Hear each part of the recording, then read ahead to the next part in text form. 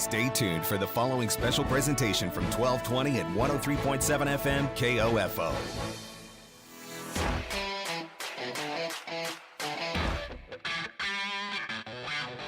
KOFO, your sports source for East Central Kansas and the home for Ottawa University Brave Sports, welcomes you to this broadcast of OU Braves Baseball, brought to you by Quality Structures, Dingle & Son Mortuary, Sutton's Jewelry, Advent Health Ottawa, and by Ottawa University, Kansas State Bank, Ottawa Recreation Commission, Lamb Roberts Price Funeral Home.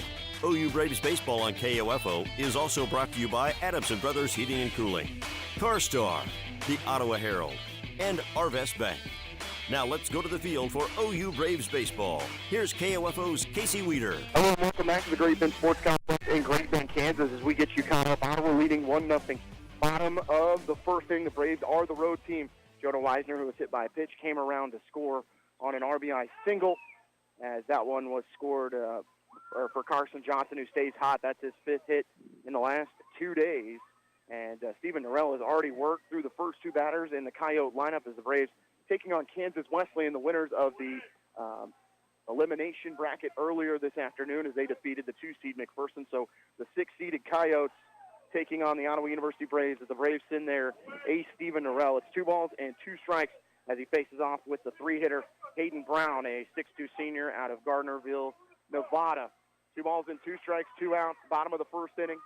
Norrell on the hill, and he's going to be hit to second base. Backhanded by Weisner. He goes to one knee, makes the throw to Aguilar for out number 3 as we'll go to the second inning. Ottawa 1, Kansas Wesleyan 0. You're listening to Braves Baseball at the KCAC Baseball Championships from Great Bend, Kansas on 1220 and 103.7 FM KOFO. Advent Health Ottawa invites you to Walk-In Wednesdays, a weekly hiring event from 10 to noon at 1302 South Main. They're currently looking for RNs, clinical and non-clinical support, and entry-level staff. Visit careers.adventhealth.com/Ottawa for details. Advent Health Ottawa is an equal opportunity employer. This is Walt Dangle of Dangle & Son Mortuary. The families we serve are our friends and neighbors who come from all walks of life. It doesn't matter what you spend, everyone receives the highest level of service. Dangle & Son sets the standard for funeral service. My name is Darby Whitell. I'm from Ottawa, Kansas. I'm studying biology, and I'm a freshman at Ottawa University. I didn't expect how involved I would feel coming here. It's almost kind of like its own community. I'm very close with my family, like my parents, my brothers, my grandparents. Like, they're all my big support systems, and they can come see my sporting events. Coming here was one of the best decisions I could have made. The right decision for you is Ottawa University. Find out more by visiting ottawa.edu. And we're back for the top of the second inning. Casey Weeder joined by Matt Kincaid and Blake Griffin as this game got started a little bit earlier than we expected due to how quickly the first game of the day went, as this is the final game of this of the Sunday afternoon. First swing from Matt Aguilar is fouled out of play. Faces off with, we had a pitching change in the first inning, as they brought in number 11. That's going to be Wilson. Yeah, Ethan Wilson, the senior left-hander, as he comes in after their starter, Beeks, only faced 2 batters and threw 11 pitches. Aguilar behind in the count 0-2, the breaking ball in there for a strike as it's 0-2. Aguilar playing in place of the injured Holland Bone, who had that scary injury last night. Talked to Holland before this game, says he's not feeling any pain after taking that ball off the face last night,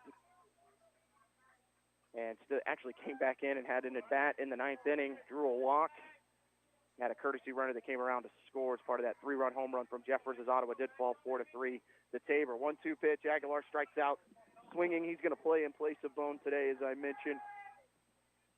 That'll bring up Connor Jeffers. Last night had that 3-run home run.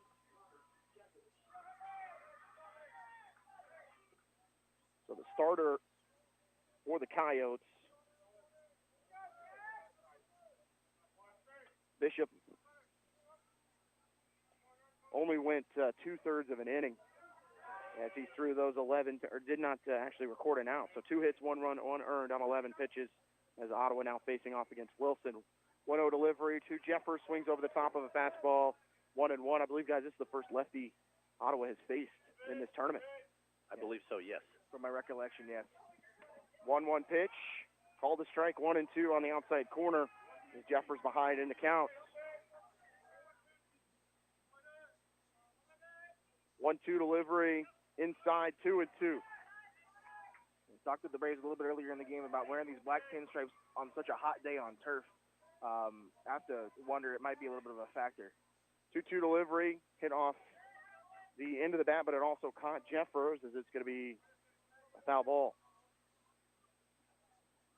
Jeffers hitting .316, 11 homers, and 45 runs batted in. Try and get you the numbers for Wilson here in just a second. 2 balls, 2 strikes, 1 down. Top of the second inning, Ottawa leading 1-0. Fastball stays high, 3-2. Ethan Wilson makes his 19th appearance. He's 2-0, 33 1/3 innings pitched, a 5.94 ERA. 3-2 pitch. That ball's well hit down the left field line, but foul. A couple feet off the line and left. Yeah, Ethan Wilson, just a 1 appearance in the tournament so far, came in that Tabor game on the 6th. 3-2 delivery. It's going to be hit right at the shortstop. And that will be in time for out number 1.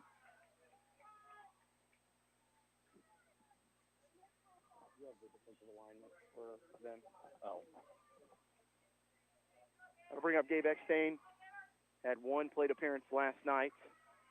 Actually reached base in that plate appearance.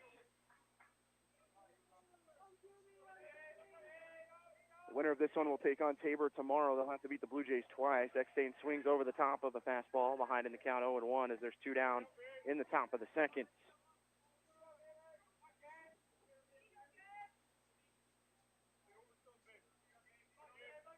.0-1 delivery to Eckstein. Low for ball 1. Yeah, Ethan Wilson doing a great job of just loading the zone up early. Got the 1 strikeout to Zaz and 1 strikeout to Aguilar. That 1-1 pitch is low, 2-1.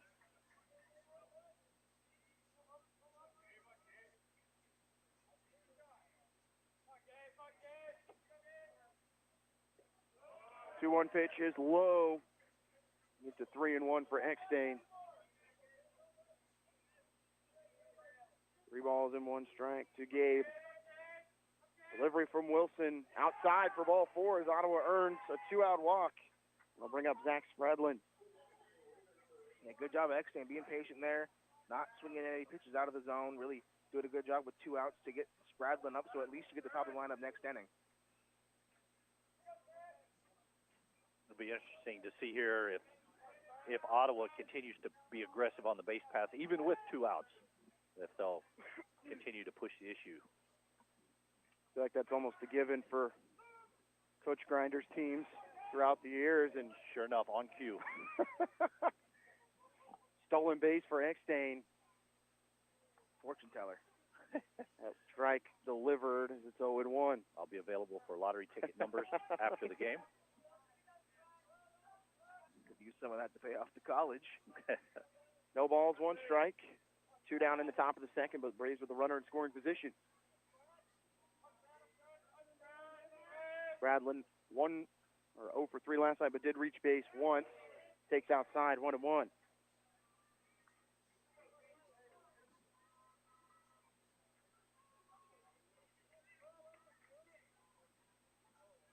Yeah, Spradlin with the 22 RBIs already in the season. So we mentioned playoff Spradlin, playoff Zach. 1-1 pitch. That's going to be ripped right back up the middle. Is it going to stay down? That ball is caught in center field. Takes one away from Zach as Cruz makes the diving effort in center to rob the Braves from picking up a run in that inning. We'll take it to the bottom of the second. Braves leading 1-0 over Kansas Wesleyan. You're listening to Braves Baseball on KOFO.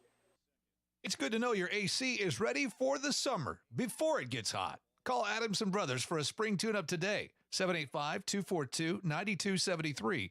Adamson Brothers, maintaining your comfort since 1983. Learning to work as part of a team is a trait that not only benefits students and athletes now, but can help them as leaders of tomorrow. This is Eric Price, funeral director and owner of Lamb Roberts Price Funeral Homes, proud to sponsor this sports broadcast on KOFO. Visit lamb-roberts.com.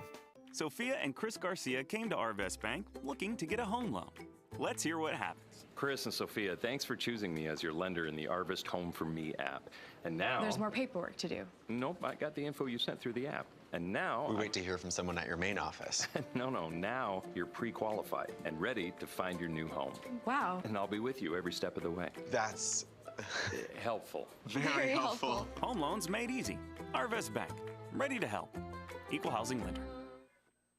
Braves have a RBI taken off the scoreboard by the center fielder Cruz for Kansas Wesleyan with a really nice diving effort. Leading it off in the second will be number 12, Dusty Sipe. Yeah, Sipe having himself a good year so far, hitting 340. Morrell's first pitch a little high, 1-0. We mentioned the Braves in the pinstripes today, the black pinstripes with Ottawa across the jersey. For the Coyotes, the 1-0 delivery. Sipe taking a huge hack, well out in front. 4-1 evens up the count. Coyotes in the cream-colored jerseys with the purple numbers. The KW logo on the left side with the number on the right. I feel like every Nike school in the KCAC has some form of this uniform this year, Blake. Yeah, they're real nice. 1-1 pitch. Change up that just misses inside, 2-1. I know I've seen Friends wear it at least once in this tournament. I love those Friends uniforms. The big F on there, which is I'm a sucker for creams. Looks like a uniform out of the Natural. 2-1 pitch, breaking ball that's in there for a strike. Sipe went check swing, but it didn't matter. As Norrell searching for his third strikeout of the game. Leadoff hitter in the second inning for the Coyotes. The Braves did sweep the Coyotes in the regular season, but all those games were decided by one run. 2-2 pitch, low for ball 3. Those games played at Alumni Park. Yeah, Sipe with just one hit in that series. Did have a double off of Norrell in game 1, but was hitless in game 2 and 3. Full count to Sipe. Delivery from Norrell, a breaking ball hit to right field. Going back is Eckstein, makes the grab for the first out in the second. Going to be interesting to see how the Braves deal with the sun today. Have not had to deal with that this entire tournament so far, playing at 7, now playing at 4:30. Well, in those 2 night games, first time the Braves have played under the lights all year, so maybe playing back out when the sun's out will wake up the bats, as we saw in the first inning, as Ottawa was able to get one across on an RBI single by Carson Johnson that scored Jonah Weisner. First pitch from Norrell goes outside for ball 1. Yeah, the heat will do that too. Talked to Steven about, Tom, but it feels a little bit back home, so definitely not against it. This one's going to be chopped softly to second baseman Jonah Weisner, as the Braves will throw him out for the second out of the inning as they retire Jones. Yeah, fellow Texas boy. Out of Katy. That's right, out of the Houston area. Always hot down there. And humid as well. Yes. That'll bring up number 21, Yelix Lopez Torres. And he quickly swings at his first pitch that he sees. It's chopped to Norrell. Throw is in time for the out. Steven working through the second inning cleanly. We'll go to the third. You're listening to Braves Baseball on 1220 and 103.7 FM KOFO.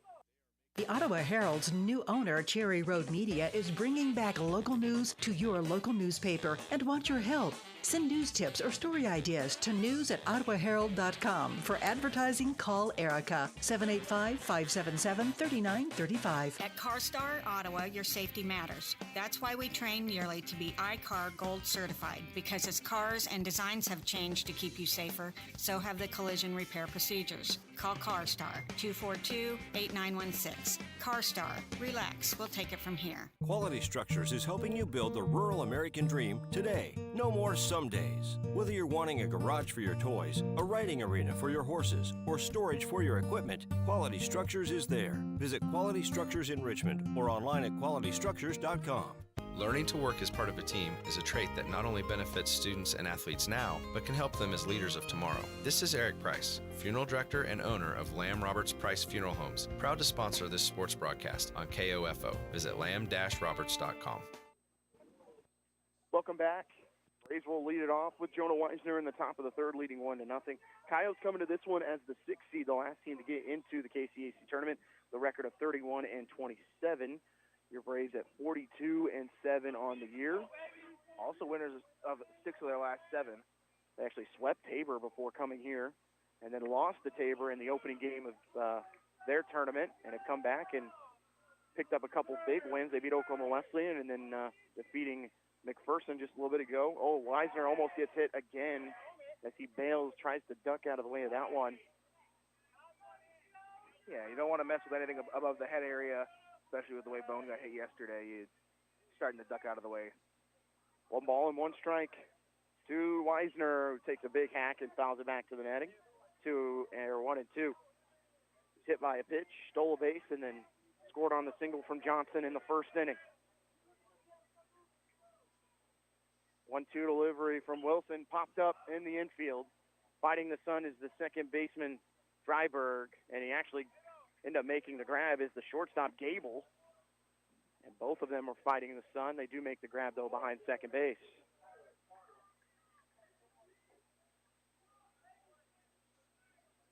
Yeah, looking back at the last 7 games from the Coyotes, have scored more than 10 runs on at least 5 of those occasions, and then just the 7 against Oklahoma Wesleyan earlier in the tournament. First pitch to Farnham is a strike. We are currently sitting at 81 degrees here in Great Bend with almost no wind. Actually shows no wind. A little bit out of the north and then gust at 4 miles an hour. So we're only like 45 miles below that, what we were last night, guys. Much different. Much warmer. Farnham behind in the count at 0-2 with 1 down in the top of the third. Facing Wilson, who's coming in and done a really good job for the Coyotes. 0-2 pitch, jams him. He's going to fight it to the right side. Going to be a close play at first. Dryberg's throw is going to just barely get him, as Dryberg had to double pump and finally get it over there. As Farnham with good speed made it a close play. Yeah, lost the grip a little bit in the glove going to his left. Had to go a long way, but Dryberg with some speed definitely can cover a lot of ground out there in the field. Brings up Carson Johnson, who has been red hot for this team during this tournament. Ottawa, unfortunately, has struggled with the bats. They put up 3 runs against Oklahoma Wesleyan and 3 runs last night, but it took them to the 9th inning to get that against Tabor. Another one shot down the line. That's a fair ball. This could be 2 for Johnson. He's going to turn for second. This will be a close play. The throw not in time. A head-first slide from Johnson, and he'll get a 2-out double. Yeah, great piece of hitting. Just shot that right over the first baseman's head down the line. The grass slowed that one a little bit. Thought that was going to roll a little further, but really kind of died in shallow mid-right field. With the all the rain we received the last 2 days, I'm not sure they've been able to mow it. Haven't seen mowers out here at any point, and they've definitely slows down some things once it gets into the outfield. Yeah, that's hit number 6, and he's 6 for 6. Brings up Logan Zazaya, hitting cleanup today. His first pitch is going to be hit softly to third base. The throw will be in time to retire Zazaya as that one goes 5-3. So that does it for Ottawa in the third inning.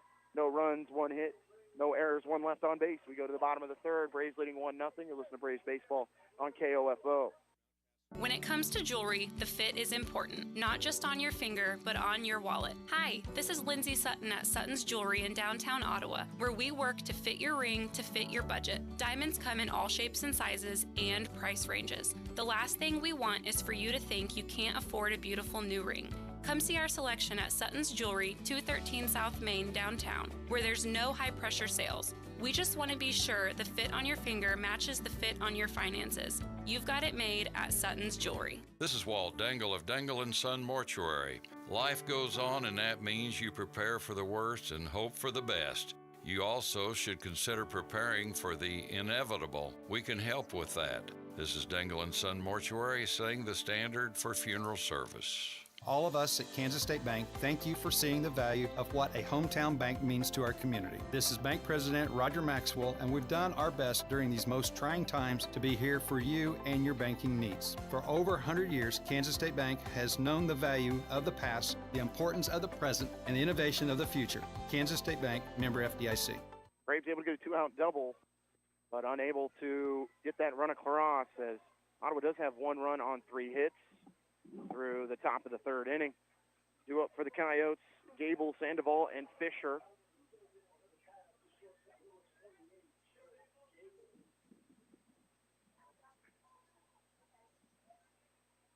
Norrell through 2 innings has thrown 22 pitches. Yeah, Gable, off of memory, not doing the research quite yet, has struggled a little bit in that Ottawa series. Yeah, those were 3 really good pitching performances from Ottawa during that series against Kansas Wesleyan. Ottawa actually trailed going into the 7th inning of Game 1 before they were able to put on a couple runs and then hold off the Coyotes. 0-1 delivery from Norrell is low. 1-1, and even first 2 games of this tournament, starting pitching has been tremendous. Tyler Bryant went 8 innings last night, gave up just a couple runs. Yeah, I think that was the series where they traded season highs. I think Norrell's had 12, and 1-1 pitch is going to be chopped foul. Ottawa waited to see if that one might work back in play. Indeed, that was the series. Norrell had 12 in Game 1. Bryant came right back in the 7th inning game, had 12, and then I think Sepulveda had 13 in the 3rd game. They had the complete game. They gave up just the 2 runs. 1-2 count to Gable. Delivery from Norrell, a breaking ball, just can't lay off of it. Strike 3, and another K for Steven. Good to see the arms striking out at a high clip. Going to need that in the regional next week. Batting second in the inning is Josh Sandoval, the 6'3" catcher from Glendale, Arizona, transfer from St. Cloud State.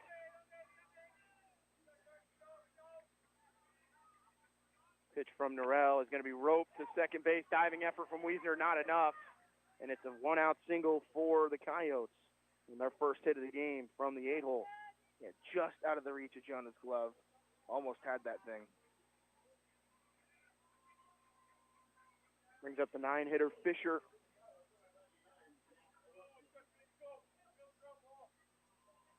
Going to have a courtesy runner here at first. Like they said, Wilson. Yeah, Zach Olson, a 6'4" sophomore from Red, Alberta, transferred from Cowley County Community College. That's one of those Kansas ones, right? Yes. Diego Fisher at the plate. He'll take low for ball 1.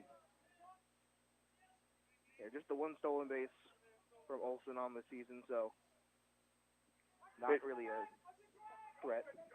Fisher, a 6'3" junior from Hollister, California, transferred from Hartnell College. 1 ball and no strikes. 1 down in the bottom of the 3rd, but Coyotes do get the 1-out single from Sandoval.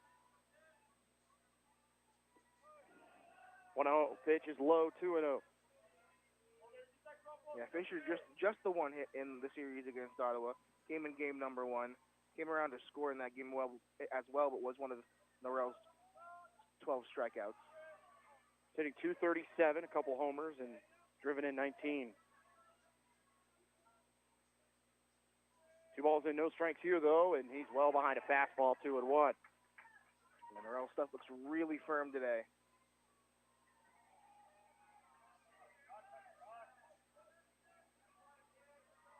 Two balls and 1 strike. Norrell looks over his shoulder, hasn't thrown over quite yet.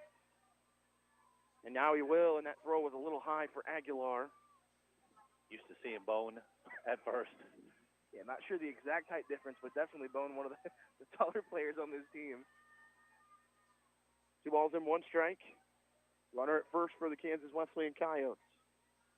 Delivery from Norrell. This one's going to hit right back up the middle for another base hit. The runner at second's going to make a big turn, but stay there. Don't want to test Farnham, but Coyotes with something working again from the bottom of the lineup with runners at first and second and only 1 down. And now the Braves are going to have to deal with Dryburgh. Looks like Friends just won the tournament over there, I think. They did, yeah. They won the game to get it to the championship game, so they defeated McPherson twice. And that sends Tony Segovia, unfortunately, into retirement, falling to his old team.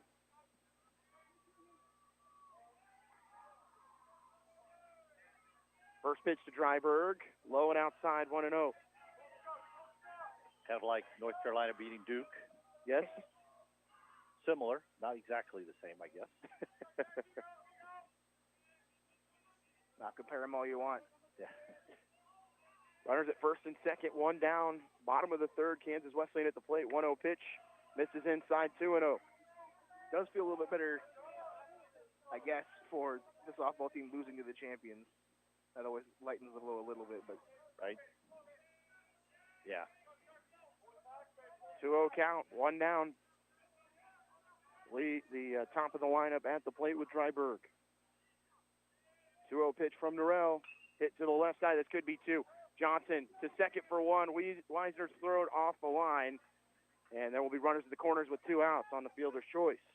Yeah, that ball was hit just not hard enough to give the shortstop a chance to make his turn, especially with the speed of the runner there. The 6'4 fielder's choice. 2 down for Cruz, who struck out looking in the first inning. And I expect Dryburgh to be on the move, at least first pitch here. He's the KCAC leader in stolen bases with 30+. Cruz hitting .303, 5 homers, 31 runs batted in. Runners at the corners with 2 outs, and he's going to pop one up. Is it going to stay in play? It is not as it gets into the Ottawa bullpen. Yeah, 32 the official stolen base for Dryburgh over there first. Full balls in 1 strike. Runners at the corners. Stevens going to throw back to first and try and chase Dryburgh back.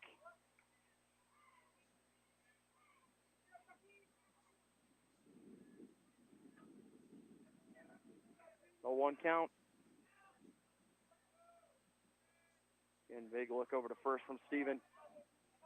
A lot of speed over there at first. Pitch from Norrell, low, and Sizemore able to go down and get it. 1-1. Yeah, Cruz with 2 hits went 1 for 3 in game 1 and 1 for 3 in game 2 with a double in that earlier Ottawa series. 1-1 from Norrell. It's going to be hit to the right side. This could be a base hit, and that's going to score 1. Dryburgh going to turn for third, and he will get there as the throw from Eckstein is cut off, and the Coyotes are on the board. Yeah, that double play coming back to bite the Braves. 3 singles in the inning for Kansas Wesleyan. And here comes Gabe Grinder to talk to Stephen Norrell. Cruz picking up RBI number 32. Matt, you had some good insight yesterday about what Grinder might be saying. What do you think he's saying right now? You know, I think he's probably just talking to Steven about, maybe he sees something mechanical, breaking down, opening up too soon, not reaching, something like that. I think he may be pumping him up in terms of trying to, remind him like, hey, you want this. This is your game. We give you a lead. Go pitch like you've got it. Don't be aggressive. There's a lot of different things that could be said. It could also be sometimes when everybody gets together on the mound, it's not just the pitcher that's getting information, let's say, being given to him. It's the rest of the team is being encouraged, shall we say. That'll bring up Brown, who grounded to second in the first inning. Norrell worked through the first 2 innings in 26 pitches. He's given up 3 singles and finds the Coyotes on the board. First pitch, well out in front, is Brown for strike 1. Hayden Brownlee, senior from Gardnerville, Nevada. He transferred from Feather Rivers College. Hitting .338 this season. They're going to throw back. Yeah, great pitch to come out of the conversation with Coach Grinder. Looked like Brown was amped up for a fastball, and they pulled the string on him. A 1 delivery from Norrell. Misses outside, 1-1. Norrell in all-conference selection. 1-1 count, runners at the corners. 1-1 pitch well low and inside, 2-1. And Sizemore's athleticism keeping that from being a wild pitch. You know, it looks a little bit, I mean, and I haven't seen Steven throw a ton this year, but it seems like he's more guiding the ball right now to the plate as opposed to being free and easy and just turning it loose. 2-1 pitch, inside corners, misses, 3-1. No, I would agree with you wholeheartedly. Steven normally a guy who's up there free and easy, but when things start to get a little tense, you know, you start to try to put your pitches in certain places, and that hardly works. 3-1 pitch, called a strike on the outside corner. Count is full. Tied at 1, bottom of the third. Coyotes able to respond to the run from Ottawa in the first inning as they scored 1 here and still threatening. 3-2 on the way from Noel. Runner going. This one's smoked to right. That one is going to go to the fence, and 2 runs will score. Turning for second is going to be Brown, as he will have a 2 RBI double, and the Coyotes lead 3-1. That looked like a full count fastball right over the heart of the plate that Brown did not miss. Roped it down the first base line. Next thing, getting a little bit of work in this inning.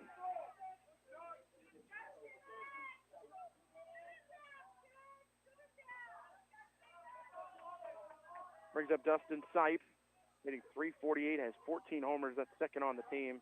61 runs batted in. Slider from Norrell in, 4 strike 1. All 3 runs and all 4 hits coming in this inning for Kansas Wesleyan. 0-1 on the way from Norrell. Strike 2. He does get the fastball by Sipe. Rays and Coyotes played last year in this tournament. Coyotes actually led 5-2 before a grand slam from Hollenbone in the 7th inning. Gave Ottawa the lead for good.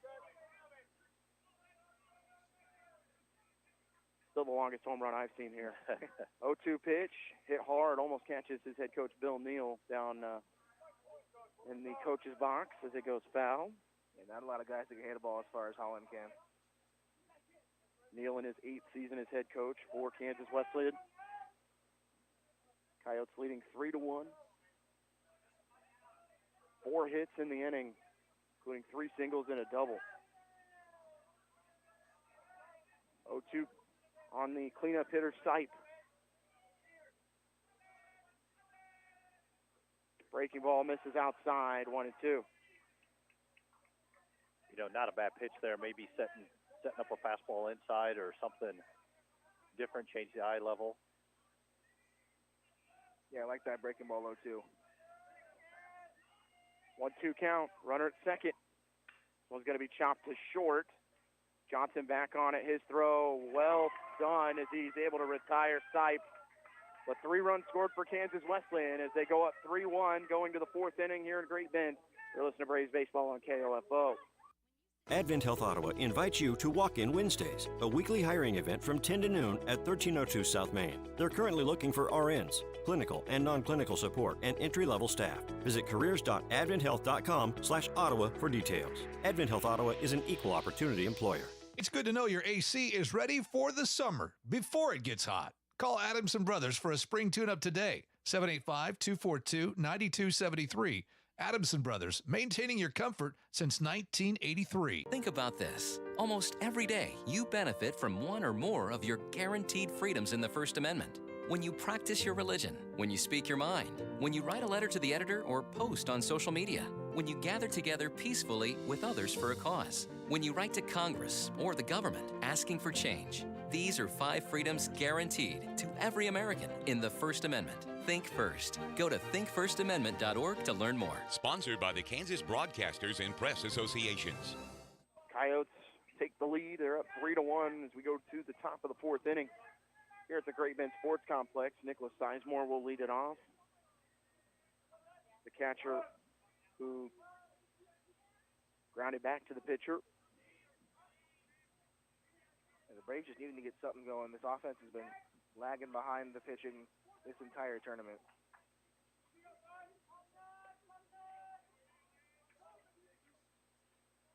Fastball going to be hit right to the shortstop. Gable, but he bobbles it, and then he can't fire it away. It'll be an error on him. And the Braves have a leadoff runner. A big E6. And Gable, who we watched in their first game today, just gobbled up everything around him. Surprisingly makes an error on a routine ground ball to short. I think this might be the first time we see Sizemore's courtesy under Brad Grant. I think you're correct. Probably save the legs on a hot day behind the plate. A little wear and tear. Temperature at 81, and you mentioned no wind, so completely in sunshine. Luckily, we are in the shade. Yes. And always a little hotter on the turf, another 5-10 degrees maybe out there. Grant has 5 stolen bases, the courtesy runner this year. Matt Aguilar, plate for the second time. Runner is going. This one's going to be chopped to short. Not going to be able to get the runner at second, and Aguilar thrown out at first. So the hit and run works out as the Braves get a runner in scoring position. Yeah, good job just to at least move the guy over a little bit better than a bunt would do, but, you know, always taking the gamble. That'll bring to the plate Connor Jeffers, who grounded to short in the second inning. We're going to continue from the 9th inning yesterday. That one hit to the deepest part of the ballpark, to dead center. Over 400 feet on that home run from Jeffers. Takes fastball high for ball 1. Plenty of room, yeah. Cleared it with ease. And what little wind is blowing out toward left center field. So balls hit that direction. It'll help a little. 1-0 from Wilson, a breaking ball right down the heart of the plate for strike 1 as it's 1-1. I think if you're the Braves here, you want to try to answer back with at least one run to, you know, just settle down your own stuff and show Steven, you know, hey, we got you. Just keep going out and being a dog out there. 1-1 from Wilson. This will be lit down the line. That's going to be a base hit. It could be extras. Scoring from second easily as Grant. That ball gets to the wall. Jeffers with a stand-up double, and he stays hot.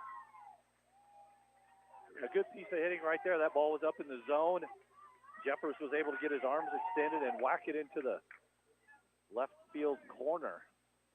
On the outfield was shaded to left center. That got all the way to the fence before Jones could get it back into the infield. Braves down by 1. Score at 3-2.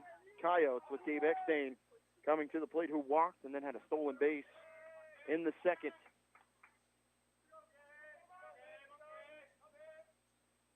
Eckstein takes a fastball on the outside corner for strike 1. Gabe hitting .224, 3 homers and 10 RBI in place of Luis De Leon today. Yeah, those two pretty interchangeable, and quite fortunate they got the lefty to hit to pitch against Eckstein. 0-1 pitch, big lead for Jeffers as Eckstein takes a breaking ball for a strike. 0-2. Definitely on the lower end of the zone. The Braves do take advantage of that error from Gable as that runner who scored on the double from Jeffers. At this point, you got to at least get the runner to third here, make it a productive out. 0-2 pitch, fastball. Eckstein strikes out on a fastball high for the second out of the inning. Chasing that well up into the zone. Yeah. Brings up Zach Spradlin with Jeffers still standing at second base.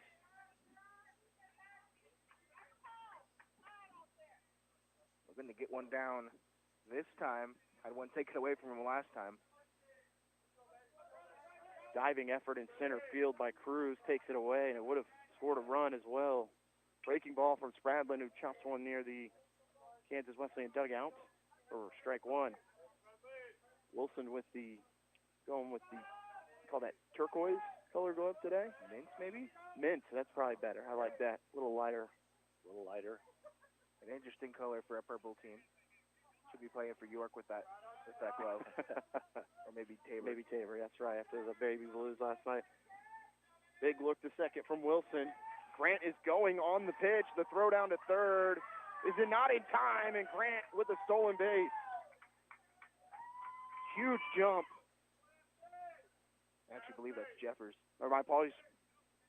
That's correct. So Jeff sometimes forget the speed from Jeffers. Comes into play. Stolen base again for Connor. That's number 17 on the season for him, and this Braves team, a team that steals bases consistently. 1-1 pitch, called a strike. 1-2. As you see, first in the KCAC in stolen bases, 142. Don't know what the school record is. I think we broke it like a year or two ago, but I think it's definitely getting to that. 1-2 count. Spradlin at the plate. Runner at third. Pitch from Wilson. High, ball two, and the count evens. So added to the list of records broken this year. Weisner standing on deck in case Spradlin reaches here with two down.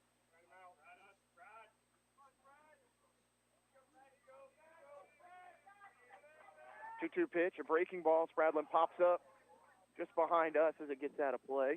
Left my glove in the car. Can't get that one.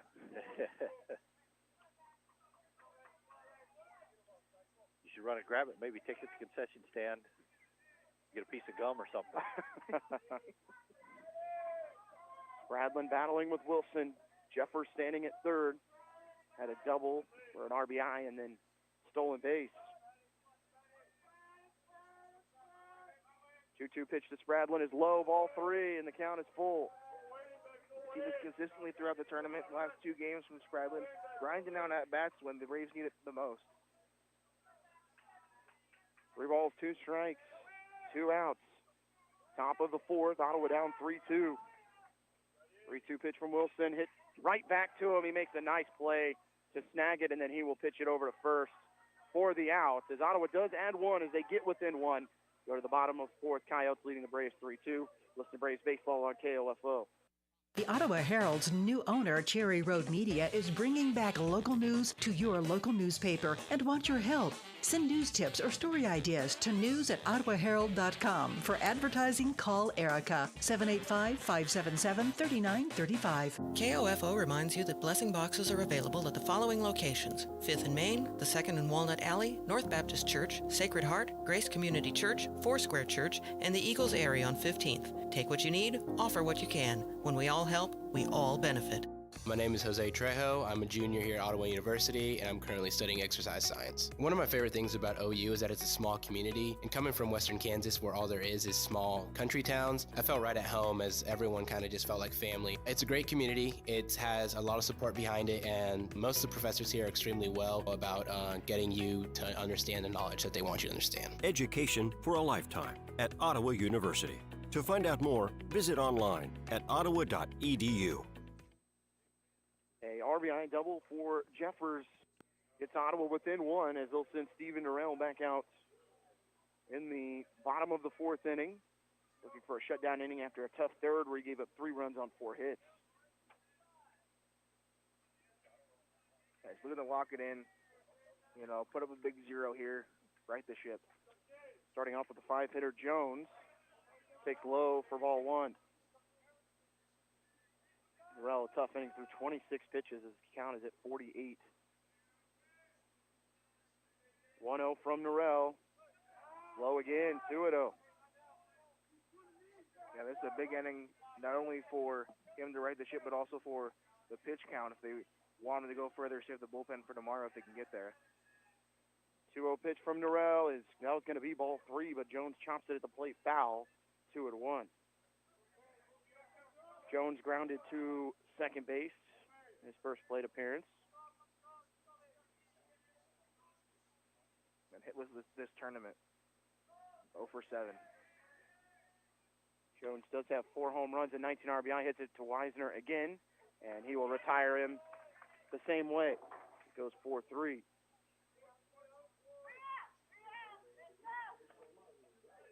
I think in years, last year in particular, and so far this year, when Norrell's had good stuff, when the strikeouts are there, with a lot of ground balls for guys swinging and missing. Goes with the fastball, and Lopez Torres is out in front for strike one. Yeah, working on a sinker, I think, this year, too. I've seen that be effective as well. A 1 pitch is chopped towards the Kansas Wesleyan dugout. It's 0-2. Fortunately, never had to catch that sinker in my days. No chance of getting back there. No balls in, 2 strikes. Delivery from Norrell, and he's going to strike him out on that sinker again. And down goes Lopez Torres for the second out in the bottom of the 4th. And if my bracket is correct, the winner of this one will play tomorrow at noon, and the, if necessary, game would be played right after. They'll take on the Tabor College Blue Jays, who were in attendance for that Kansas Wesleyan McPherson game earlier as they took some BP. And that ball's crushed to left, going back. That one to the wall. At the wall, it's going to hit the base. Going for 2, is going to get in there with a double, is Gable. And that ball was fortunate to stay in the park when it left the bat. 1 out or 2 out double for Kansas Wesleyan. And the catcher Sandoval takes off the gear and will head to the box. And a little interesting, maybe saw a little miscommunication between Weisner and Johnson out there. It looked like Johnson stuck the glove up there but wasn't supposed to get that tipped off his glove. It's a good throw from Jefferson left. Looked like it was going to be a close play. 2 down for Sandoval, who singled and started all the scoring for the Coyotes in the last inning as he came around to score. Yeah, these bottom 2 coming in clutch. Sandoval, Fisher, both recording singles.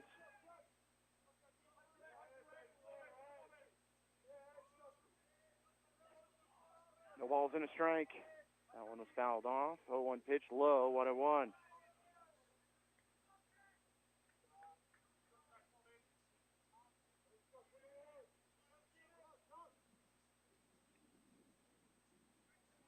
One count, runner at second. Norrell will look back to second. Now he'll go to the plate. A swinging strike over the top from Sandoval. It's 1-2.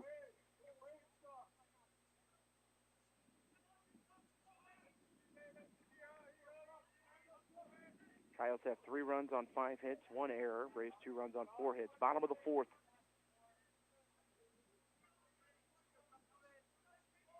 One-two from Norrell.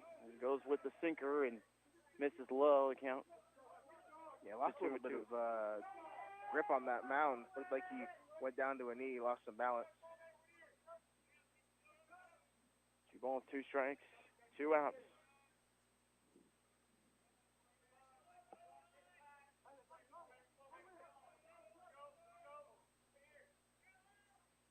Pitch from Norrell. Inside for ball 3, and the count goes full. Yeah, just trying to be too cute right now. Trying to paint that inside corner a little too much and trying to get the bottom half of the zone the pitch before a little too much, especially with that slip. 3-2 count. Runner at second. Delivery from Norrell. Strikes him out. Goes back to the off speed and gets Sandoval to chase to end the bottom of the 4th. No runs, 1 hit. No errors, 1 left on base. We go to the 5th inning here in Great Bend. You're listening to Braves Baseball on KOFO. Sophia and Chris Garcia came to Arvest Bank looking to get a home loan. Let's hear what happens. Chris and Sophia, thanks for choosing me as your lender in the Arvest Home for Me app. And now... There's more paperwork to do. Nope, I got the info you sent through the app. And now... We wait to hear from someone at your main office. No, now you're pre-qualified and ready to find your new home. Wow. And I'll be with you every step of the way. That's... helpful. Very helpful. Home loans made easy. Arvest Bank, ready to help. Equal housing lender. Local radio continues to stand out among all audio platforms. Why? Because local radio broadcasters are one of you. Members of the community who see, care about, and understand what's going on in our hometowns. Local radio supports businesses and schools while also providing breaking news and weather, plus local events coverage and entertainment. Staying connected to our communities is at the heart of what we do. Trusted, accessible, free. Kansas broadcasters remain focused on you. Steven Norrell able to get the strikeout with 2 outs and keep the Coyotes off the board in the 4th. He puts up a 0. Had 3 innings of zeros, and then just that rough 3rd inning where he gave up 3. Braves trailing 3-2, starting the top of the 5th. It's going to be Weisner, Farnham, and Johnson, so the top of the OU lineup. Weisner has reached once and scored a run as he was hit by a pitch in the 1st and then popped up to the shortstop in the 3rd. Yeah, need a repeat of that 1st inning. Jonah to reach any way possible. Just give it to Farnham and Johnson to move them around. Wilson back out there again, and you start to wonder how long he can go, as he's usually a reliever. Does have a couple starts, but that was back in February. That first pitch to Weisner was in the dirt. 1-0 delivery. It's going to be ripped to the right side. It's going to be fair ball down the line. Weisner going to dig for 2. The throw is going to be offline, and he will have a double to lead off the 5th for the Braves. Huge. Absolutely huge. Need his bat to start to get going for sure. Almost mashed down the first base line. And that time didn't try and elevate it. No. That's been kind of the issue in this tournament. Is he's had a lot of pop-ups in the infield, a fly out to left, but right there just kept it nice and smooth. I think sometimes when you play in a game where the wind's blowing as much as it has the first couple days, you think about, hey, if I can get it up in the jet stream, I can knock it out of the park. And always a little rough for the lefty because pull side's going to get knocked down by the wind. Right. Tyler Farnham at the plate for OU with Weisner at second with the double. He drops a perfect bunt. This is going to be a tough play at first. The throw from Wilson, is in time to retire Farnham, and he does what he needs to do on the sacrifice bunt to move Weisner over to 3rd. Yeah, great bunt. Would have liked to see it a little more down the 3rd baseline, so Wilson had to go around on his offhand because he's fallen off the mound to his left after he finishes. You'd like to see him have to go across his body a little bit more, but does the job. Infield playing in, at least on this right side, and now they're going to have a conversation. Coyotes know what we know, and that Carson Johnson has been red hot. Absolutely. I was watching Wilson on the mound, and he was turning in a circle of his glove like he was, I don't know if he was trying to issue a signal about who's going to cover in case they bunt and so forth, or whatnot. But now a conversation between Gabe Grinder and his freshman Carson Johnson. Maybe just saying, just keep doing what you're doing. Yeah, right back up the middle. He's had 3 or 4 base hits. Don't try and do too much here. Yeah, 5 for 5 in the last 2 games. And with that base or that double, it was like they hit a hornet's nest in the Kansas Wesleyan bullpen. All of a sudden, there's 8 guys running around. One guy warming up rather quickly. Yes. It's like a sidewinder out there. And big hack from Johnson on pitch number 1 from Wilson. A fastball fouled back. 0-1. Yeah, not sure how many lefties they have in the bullpen because we don't get handedness on some of the rosters, but it's going to be interesting to go left-right. Popped up to the right side. It is going to get out of play, and it's 0-2. We did see a left-hander in the McPherson Kansas Wesleyan game. Came in and closed it out, number 29. 0-2 count, runner at 3rd, 1 down in the top of the 5th. 0-2 pitch, high, it's 1-2.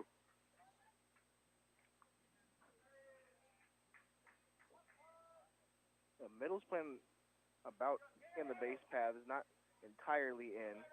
Jonah with that speed, definitely threat to score right there. 1-2 pitch, just getting a piece to stay alive as Johnson had his 38th RBI in the 1st inning. As he's continued to impress, he's hitting .352, 38 RBI, and 4 homers. And if not for Daniel Polo in New York, he might have been freshman of the year. 1-2 pitch is high, 2-2. But if Johnson did not start the season as well, it's short, so the injury to Aguilar, had to move there and has stayed there. Some of those non-conference blowout wins probably would have tipped the scales a little bit. And Johnson going to call time at the plate. Okay, here with 2 strikes, shorten up your swing a little bit, get it in play, hopefully the right side.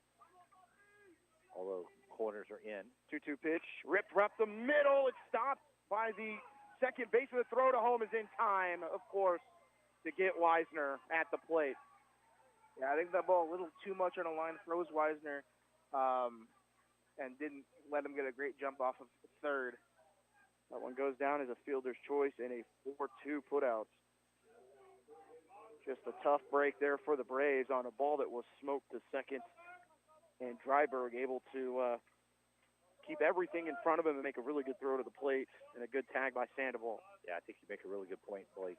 Ball was hit too much on a line. Weisner had to hold. Johnson is at first, and we know he has good speed. I don't know if he's moving today after what happened last night. Was caught 3 times. Yeah. Logan Zazaya to the plate with 2 outs in the top of the 5th. And Johnson going on the pitch is a breaking ball, and he's going to take second easily. Great pitch. Great pitch to steal. Yes. That big, slow lefty humpback curve gives you an extra 2 steps.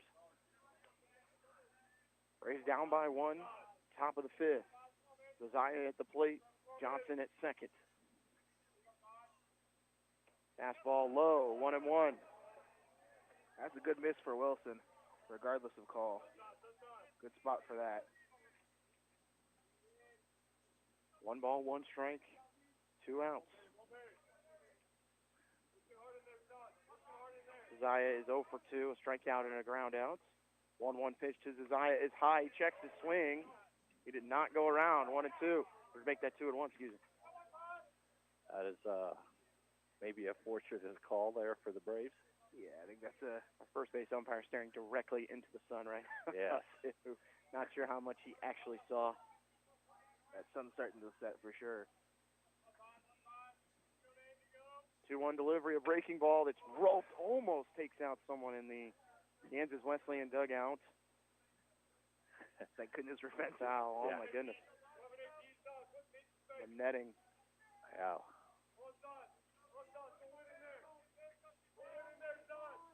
2 balls, 2 strikes, 2 outs. Braves do have a runner at second. That's Carson Johnson. He reached on a fielder's choice and then stole second base. 2-2 pitch.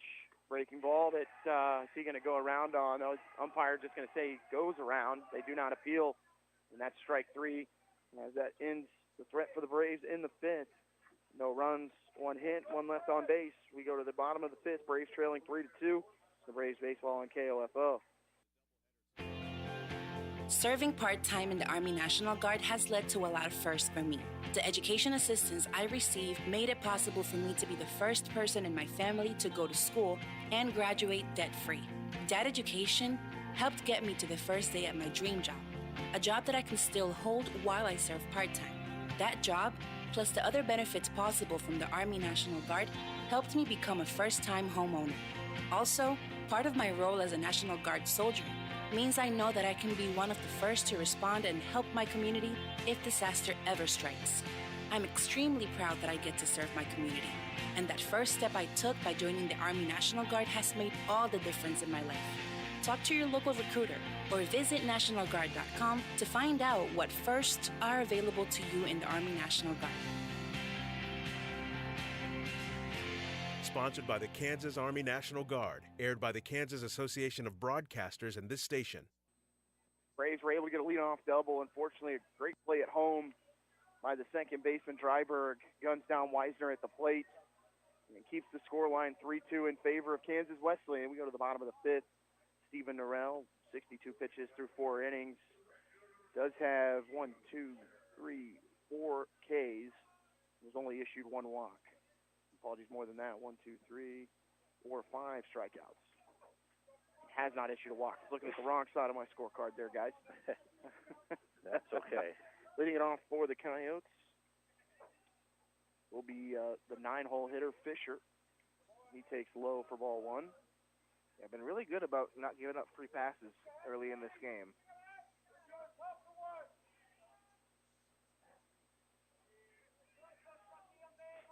Fisher singled as part of that 3-run third inning.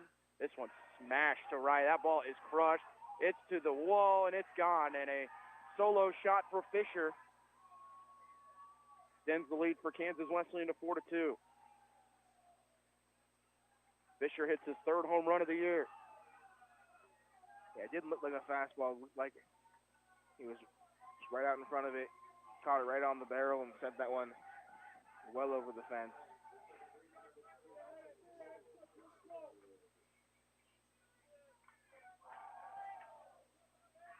Back to the top of the Kyle lineup with Dryburn. Reached on a fielder's choice and then struck out in the first. This one's going to be hit to short. This could be a tough play for Johnson behind the bag. The throw is high. Did he get him? No. Foot was off the bag from Aguilar. It'll be an infield single. And Coach Granite is going to come right out and ask for maybe another opinion. Probably just asking. My guess is just asking to see if he beat it or if it was a pull.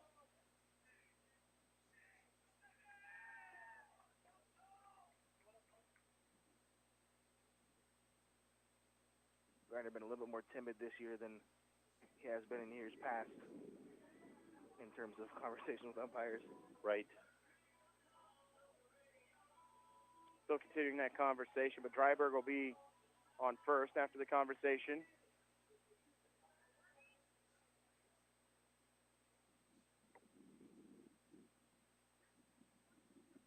And not the guy you want to let on base with nobody in front of him.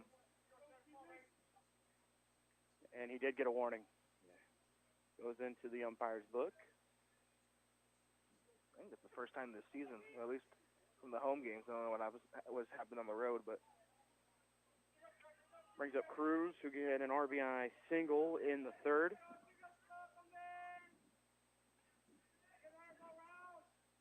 Coyotes already with a solo home run to begin the inning, and still nobody out as two-hitter Cruz at the plate. Wind started to pick up a little bit. That home run by Fisher was to the opposite field, and then a breaking ball that goes off the glove of Sizemore allows Dryburg to scamper to second base. Yeah, it's really not a very sharp effort so far by the Braves. 1 ball and no strikes to Cruz.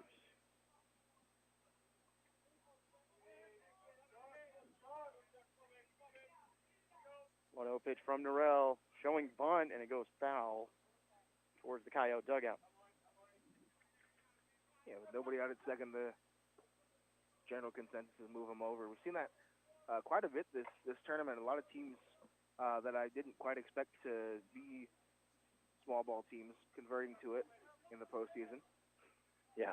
Coyotes are second in the conference in home runs, as they are over 80 on the year. Close to 100, I think. Yeah, and that might have been from earlier this week. This ball's crushed into left. That's going to be at least 2 bases. That'll score the runner from second, and it'll be a double for Cruz. The Coyotes go up 5-2. Yeah, 92 coming into today. That home run earlier in the inning makes it 93. So we've had a home run, a single, and a double for Kansas Wesleyan. And for the inning cycle, I suppose. Shoot. Brings up Brown, who already has an RBI, 2 RBI double. Cruz will get a pinch runner, and we will have a mound visit for Stephen Norrell as here comes Gabe Grinder. Here's throwing in the bullpen. Looks like a lefty is loosened. It'll be Jeremy Husband, you would think, and then I think I saw Skellhorn as well. I see Eric Reese standing out there, so maybe he's already ready.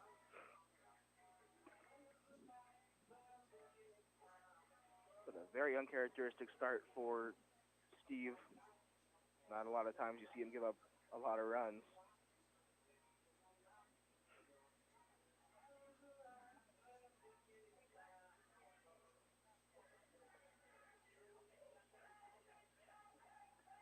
And Now the umpire going to walk all the way behind the mound to see what, just going to join in the discussion, I guess. Right. Really giving him a long time on that. And Braves giving up 5 runs on 8 hits as we're in the bottom of the 5th, but still no outs. 3 straight hits for the designated home team today. So a quick side note, Casey, and we were talking about it before we came on air.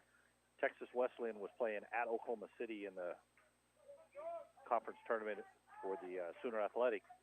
Wesleyan was ahead 11-6 in the 7th. Ended up losing 13-12 in 9.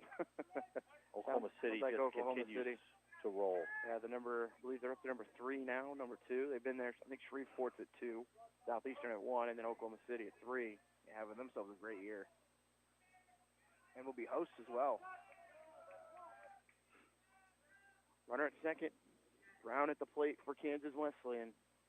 And he takes the fastball from Norrell for a strike, 0-1. Reminder, Braves playing without Hollenbone today after he was hit in the face by a ball that was in play off a bunt that was thrown down. And unfortunately caught him right above the eye. Had to get some stitches last night, as that's a ball inside 1-1 to Brown. And we still don't know exactly how it hit him. I even asked Bone, and he didn't know if he said that he was told that it was hit off a glove. So you just 1-1 pitch, swinging strike, and you wonder how much. I mean, that definitely had an effect on the Braves for multiple innings last night. And then not having, your KCAC Player of the Year in the lineup or on the field can just take a lot of momentum from you. 1-2 count to Brown. I think we see that a little bit right now.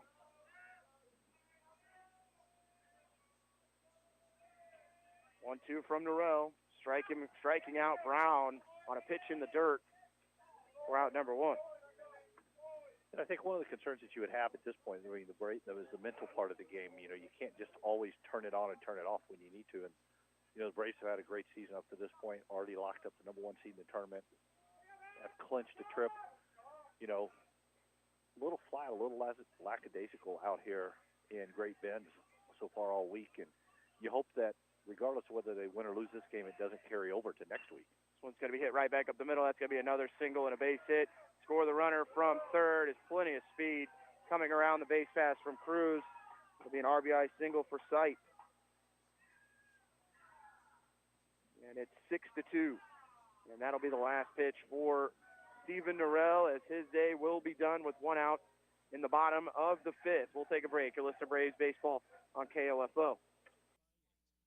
We hope you're already enjoying the 2022 Royals baseball season on KOFO. Thanks to our Royals baseball sponsors, including State Farm agent Ryan Disbro, the Gun Guys, the Ottawa Herald, Go Milk Soap Store, and Sutton's Jewelry. You'll catch the boys in blue home and away this exciting season as it unfolds right on your radio. If your business would like to join those finding success as a Royal sponsor on KOFO, just call 785-242-1220 or email sales@kofo.com. Join us and be together Royal with KOFO. Do your relationships keep winding up in the same bad place with breakups, abuse, manipulation, or abandonment? There is a better way. Life Care Center of Ottawa offers hope for breaking old relationship cycles and achieving lasting change.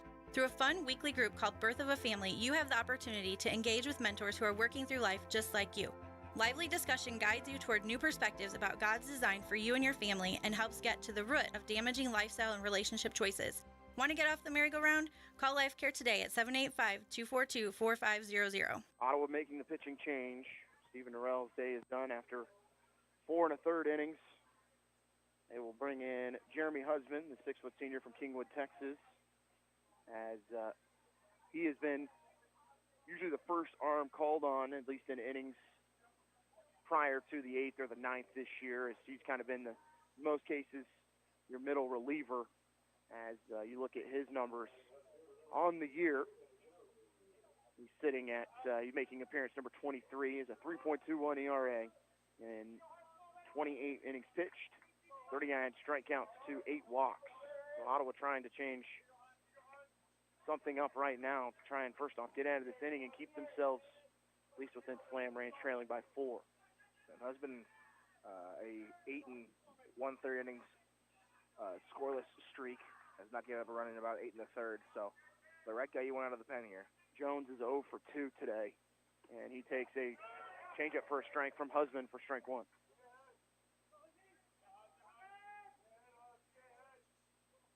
We'll give you Norell's final line here in just a second.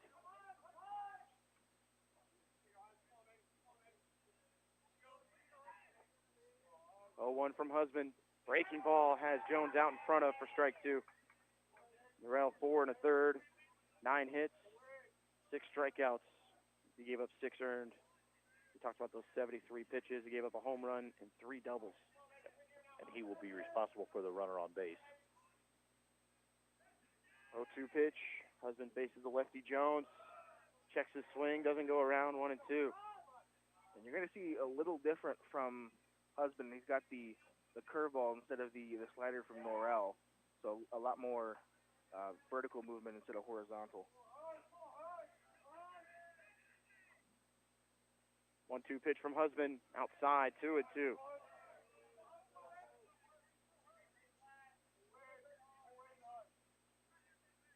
Two balls and 2 strikes. He's up. He's got his lefty. Got to convert here. Ottawa trailing 6-2. The Coyotes have put 3 more on the scoreboard. Breaking ball, going to strike out. Jones looking. The strikeouts have been there this whole tournament for the Braves. It's when teams have just been able to get base runners on, they've taken advantage. Yeah, it's they've been able to get on and have had timely hitting against Brave pitching. And they fixed the free bases problem they had in the first 2 games, but it's been worse. Breaking ball from Hussman, called a strike, 0-1. He faces Lopez Torres, who is 0 for 2. What I'm looking at now, only Lopez Torres and Jones are without a hit in this lineup right now. Fastball from Hussman misses inside, 1-1. So 7 of 9 hitters have found a way to come up with a hit.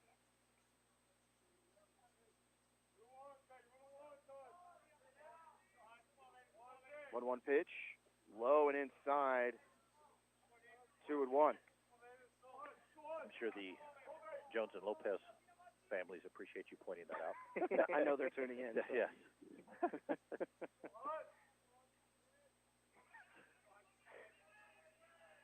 2-1 from Hussman. Another breaking ball popped up in the infield high. Could be Wisner. Yes, he's going to call everyone off, and he makes the catch for the 3rd out. But the Coyotes put up 3 more to extend the lead out to 6-2. We go to the 6th inning here in Great Bend at the KCAC Baseball and Softball Championships. Listen to Braves Baseball on KOFO. When you have an emergency, who do you call? 911. What do you do if you're unable to speak during your emergency? You text to 911. Franklin County Emergency Communications Center has recently added text to 911 technology as part of the new 911 phone system. Cell phone users can use their phone messaging system to text 911 to contact local dispatch. Phones must have a text or data plan in order to use this service, and phones in roaming mode, text apps, or apps messaging services cannot use this feature. It is important to note, dispatch is unable to determine your location while using this service, so always know your location and include that in your initial text. Remember, if you're able to place a voice call, we're able to help you more quickly. But in the event you are unable to speak, text to 911 will still allow us to get the information we need. Call if you can, text if you can't. For more information, go to kansas911.org or 911.gov. This message has been brought to you by the Franklin County Emergency Communications Center and KOFO. Braves trailing 6-2, top of the 6th. And a new pitcher for the Coyotes. It's going to be number 8. 9. Number 9, excuse number me. 9. Looking through the net here. Yes. Took a seat for a second. It'll be number 9, KT Gerald. Wilson had a great couple of innings. No doubt about it. Came in after they pulled their pitcher after 2 hitters, which was Beers. Wilson came in and pitched 5 strong innings, only giving up 1 run. And you look at Gerald, who is a 6'4" junior from Ingram, Texas, transferred from Luna Community College. As on the year, makes appearance number 23. He is 5-2. He's gone 24 1/3 with a 6.66 ERA. Probably wants to change that. Yes. So we can raise it if he wants. See if the Braves want to do that, as they will send Sizemore, Aguilar, and Jeffers. And he's a sidewinder from the right side is Gerald. Yeah, only up for the ERA. Only up. Well, he obviously doesn't want to keep it the same, so Right. let's just go north. Right now, Braves just kind of searching for some offense and just some energy more than anything. And now the concerns for hitters in the next couple innings will be the shadows creeping into the batter's box here soon. Yeah, ominously making their way into the batter's box. This is an elimination game. Winner goes to the championship series tomorrow. Loser goes home. And for Kansas Wesleyan, a loss here ends their season, as they are going to need to win the conference tournament to get in. But waiting for them tomorrow is Tabor, who has just been tremendous in this tournament. They are 3-0, and the winner of this one will have to beat them twice tomorrow. But it can be done. We saw it in softball, as McPherson rolled through the first 2 days of the tournament and then lost 2 today to Friends. Yeah, definitely when you get on a roll. You know, and a little bit what happened with Ottawa last year here at the tournament. Big swing from Sizemore on the fastball from the righty for strike one. Yeah, almost like March Madness. You know, you just got to be hot at the right time. You know, once you're hot, you're hot. Sizemore 0 for 1, and then is reached on an error that his courtesy runner came around to score in the fourth. 0-1 to Sizemore, outside, 1-1. We trademarked May Madness. May Madness for Great Bend. It always seems like it's May Madness out here. It's very rare that things go as they are written on paper as far as the bracket, which last year they just threw away the bracket and created 2 more. So this year, at least it stayed the same. 1-1 pitch, low, but Sizemore goes after it, behind in the count 1-2. Would be interesting to see if they move to expanding it. Saw basketball expand their tournament to let more teams in, so you never know what baseball is doing a little further. It's a great experience being able to see all these teams play in one venue. 1-2 from Gerald. It's going to be ripped to the right side, of course, right at the second baseman, Dryberg, and he'll retire Sizemore 4-3. Great contact the last couple of innings, just not able to piece some together and find the outfield grass. Batting second in the inning will be Matt Aguilar. Is playing for the injured Holland Bone, is 0 for 2, a strikeout and a ground out to short.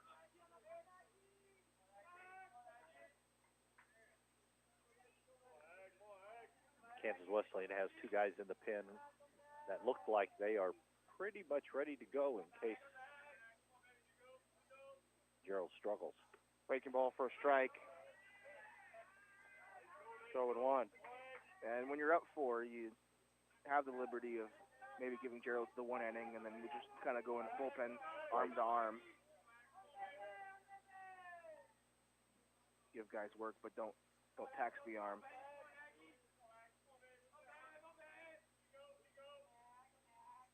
Oh, 1 from Gerald, high, 1-1.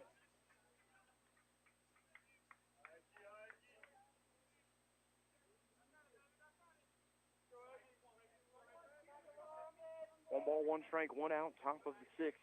Braves trailing 6-2 in the KCAC tournament.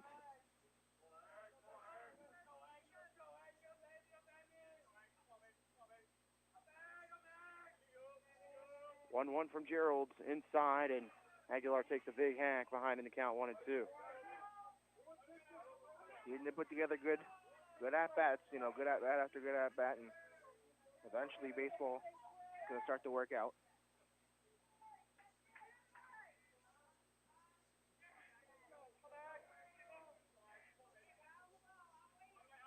One-two count to Aguilar.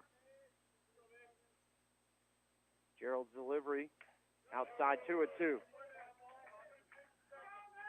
Gerald looks like he has decent velocity. I wouldn't say overpowering, but probably better than average.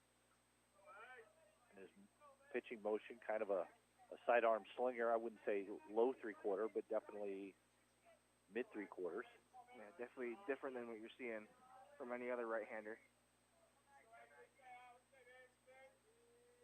2-2 count. Pitch to Aguilar, breaking ball that's popped up to the right side. Going back is the first baseman, Brown, and he makes the catch, fighting the sun for out number 2. It looked like he was just trying to bury a breaking ball in the dirt. Aguilar way out in front of it, able to lift it, but when you're chasing the balls in the dirt, you're going to start to lift baseballs. Batting with 2 outs is Connor Jeffers. He doubled in the 4th, got an RBI. Him and Johnson have really been the 2 bright spots for Ottawa in this tournament, at least at the plate.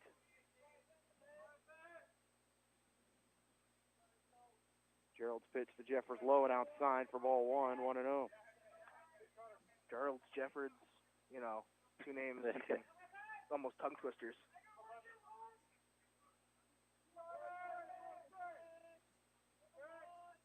One ball, no strikes. Top of the 6th inning, 2 outs for the Braves. 1-0 from Gerald. That one's hit well to right center. That ball still going back to the track and right in front of the track. Making the grab for the 3rd out is the right fielder, Fisher. And that retires Ottawa in order in the 6th. Go to the bottom of the 6th here in Great Bend. Kansas Wesleyan 6, Ottawa 2. You're listening to Braves Baseball on KOFO. If you're a propane customer, make sure your propane system is operating safely by having it inspected by a qualified service technician. If you've run out of propane or had an interruption of service, your propane supplier is required to test your propane system to ensure that it is leak-free and safe. Each family member should know what propane smells like and what to do in the event of a gas leak. Call your propane supplier for additional information. This message brought to you by this station and the Kansas Propane Education and Research Council, Greg Knoll, Executive Director. Have you ever heard the saying, there's no such thing as a free lunch? Well, that's not true for students in Kansas. Free breakfast, too. Every student, every age, every school day. All you have to do is be enrolled at a Kansas school and enjoy eating safe and delicious meals free of charge. Turns out there really are free lunches because healthy food fuels hungry minds. Brought to you by the Kansas Department of Education, the USDA, and this station. Braves trail 6-2, bottom of the 6th. Hussman will come back to start the inning as he retired the 2 batters that he faced. Strikeout looking at a flyout. He will face Gable, Sandoval, and Fisher, 7, 8, 9 in the Coyote lineup. Kansas Wesleyan leading by 4, 6-2. Well, the best thing Jeremy can do is just hang zeros, start hanging them, bring some momentum back slowly but surely. Yeah, quick inning and get the Braves back to the plate would be a huge help, a shot in the arm. Gable is 1 for 2 as he doubled in the 4th. Takes a big swing, fouls it back. 0-1. Kansas Wesleyan trying to do what Tabor did yesterday, which was defeat 2 ranked teams as they beat McPherson. Tabor beat McPherson in Ottawa yesterday. Kansas Wesleyan has beat McPherson earlier today. Foul tip back into the glove of Sizemore, strike 2. Yeah, 2 big wins for Tabor yesterday, and K-Dub knocking on the door of 2 big wins today. Well, a nightmare scenario if you're an at-large in the across the nation is if Kansas Wesleyan goes on to win this tournament. This one's going to be hit to short, backhanded by Johnson. The throw's going to need to be on line. It is. What a play by Johnson for the first out. It goes 6-3. Yeah, retires his counterpart with an absolute hose off the back end. That's a tough play to make that deep in the hole. I mean, outside of one play that didn't go his way against Tabor last night, a play over the bag where just a close play at first. Outside of that one, he has been fantastic. And really, it was charged in error. Probably should have been a base hit as it was over the back of the bag.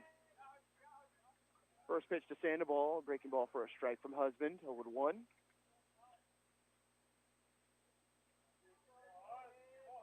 Sandoval 1 for 2, a single, and he scored a run. 1-0-1 pitch is low, 1-1. Yeah, this bottom part of the lineup for Kansas Wesleyan been really good for him. A double and home run and 2 singles.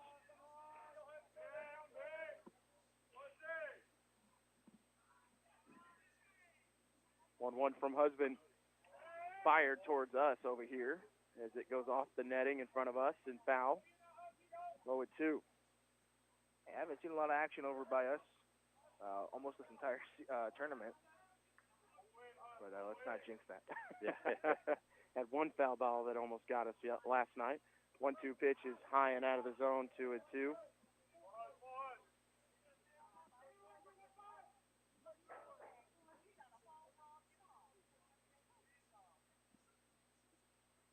Two count, one down, bottom of the sixth.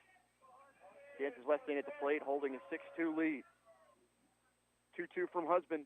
Breaking ball just jams him, but thought away as we'll stay 2-2. Yeah, I really like that pitch. That was a breaking ball that really bore into the right-hander. 8-hitter Sandoval at the plate for the Coyotes. 2-2 counts. Pitch from Hussman. Gonna be jam shot down the right field line. Chasing is Aguilar along with Eckstein, but it drops foul. Yeah, with the lefty, you get the advantage of being able to drop backdoor curveballs and also being able to go in on hitters' hands with fastballs on the inside part of the plate.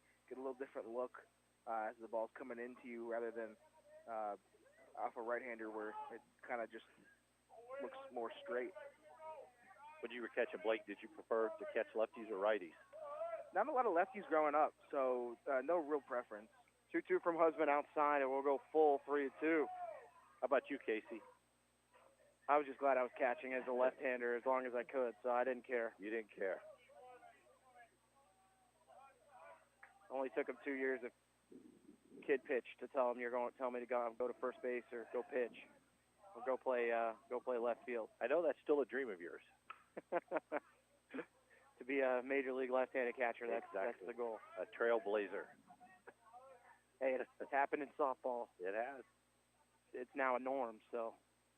I never really understood the stigma behind lefties behind the plate. You know, it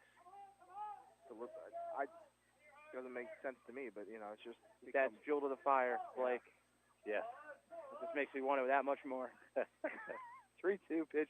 Hussman bounces one at the plate, actually hits the foot of Sandoval, and he will take first base on a hit by pitch. First base runner to reach on Hussman. Sandoval will not get to run and maybe work a little bit of that off as he's got to go put the gear back on. Number 99, not often you see a 99 in baseball. It's more of a football number.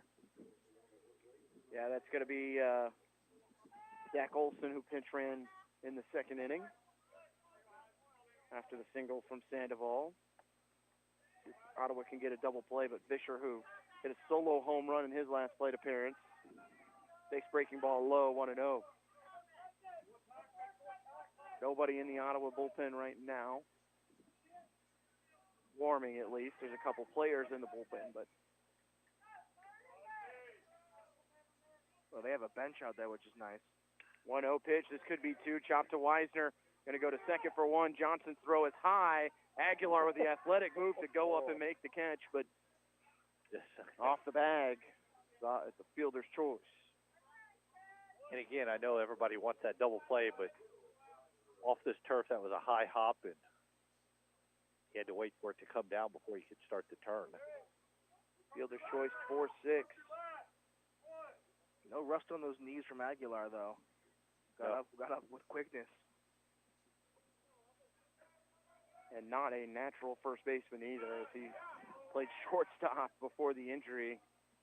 Yeah, but made that look really nice. Most, if not all, of last year, and then this year, I had to take some reps over there at first with the arm injury. Dryberg takes first pitch strike from Hussman. 0-1 from Jeremy. Check swing strike as Dryberg goes around. It's 0-2.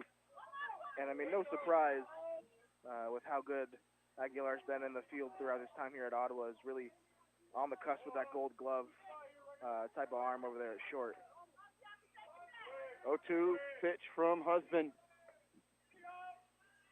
He peers back to first base. Pitch on the way, fastball high, trying to get Dryberg to chase, and he holds off 1-2. Probably when Aguilar was younger, he was a three-glove kid, an infielder glove, a pitching, outfielder glove, bag, and maybe a first baseman. Yeah. Absolutely. Still a little lighter than a catcher's bag. Yeah. 1-2 pitch.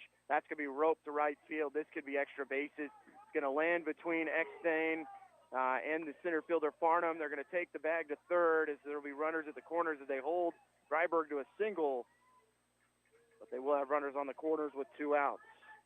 Good job by the outfielders to get that one in quickly to keep Dryberg at first. Dryberg is now 1 or 2 for 3 with 2 singles, reaching on a fielder's choice and scoring a run.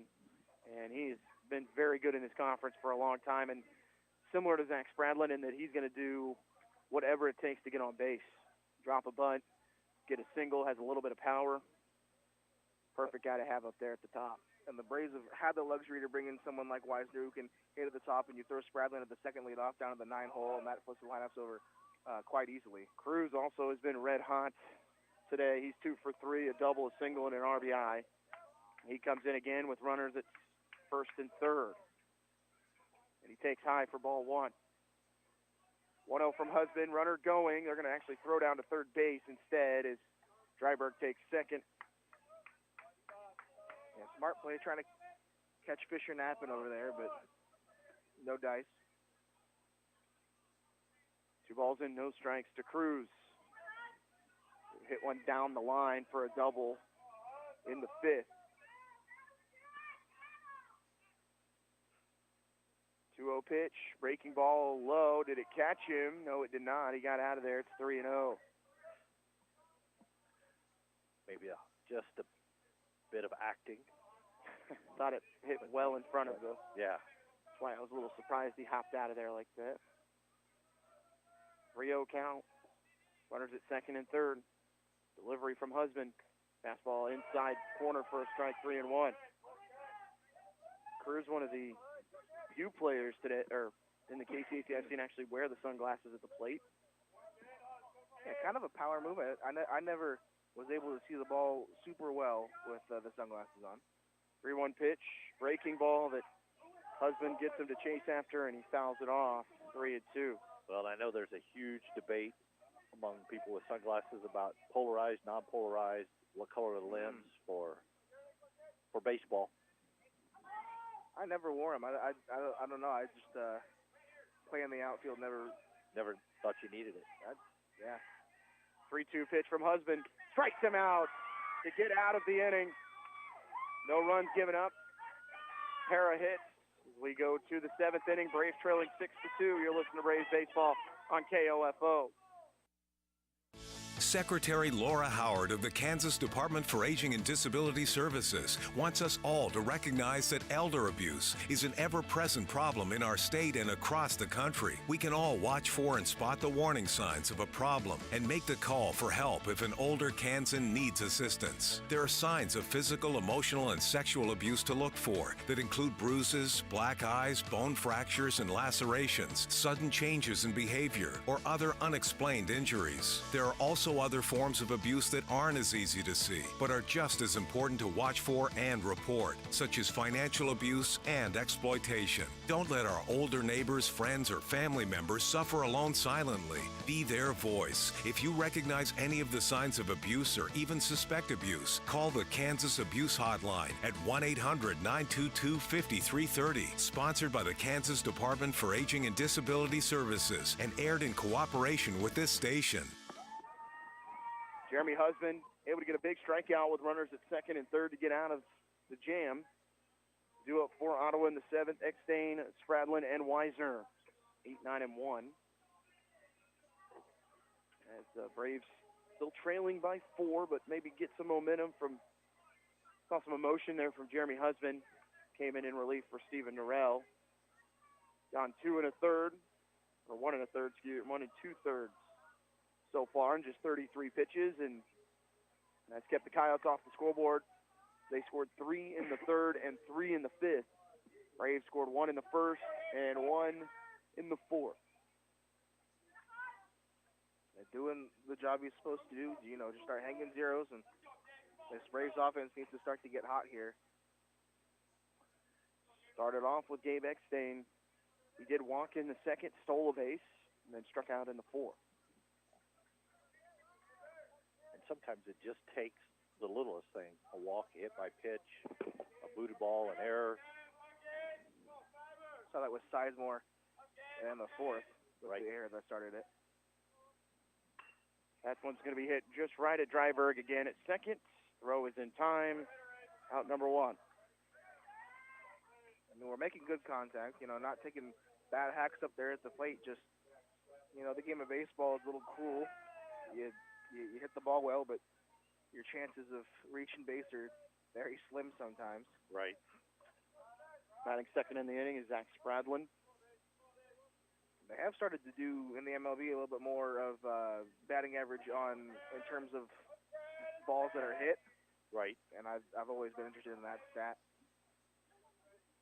That would not be a good stat for Joey Gallo. Well, I would, just by the nature of it, I would hope that it would be off a balls hit. It is batting average, I guess. You're right. First pitch to Spradlin was a strike. He's behind in the count 0-1. He's 0 for 2. A line out that was taken away by Cruz, and then a ground out back to the pitcher. 0-1 pitch, swinging strike over the top, 0-2. I do believe they only take balls in play is Right. the thing, and they don't factor in strikeouts. So it's like batting average with the Well, balls that in might play. actually help Joey Gallo then, if the strikeouts are taken out of play. Sorry, I'm not bitter that he left the Rangers or anything, or didn't re-sign after he could have. That's okay. He can stay with the Yankees.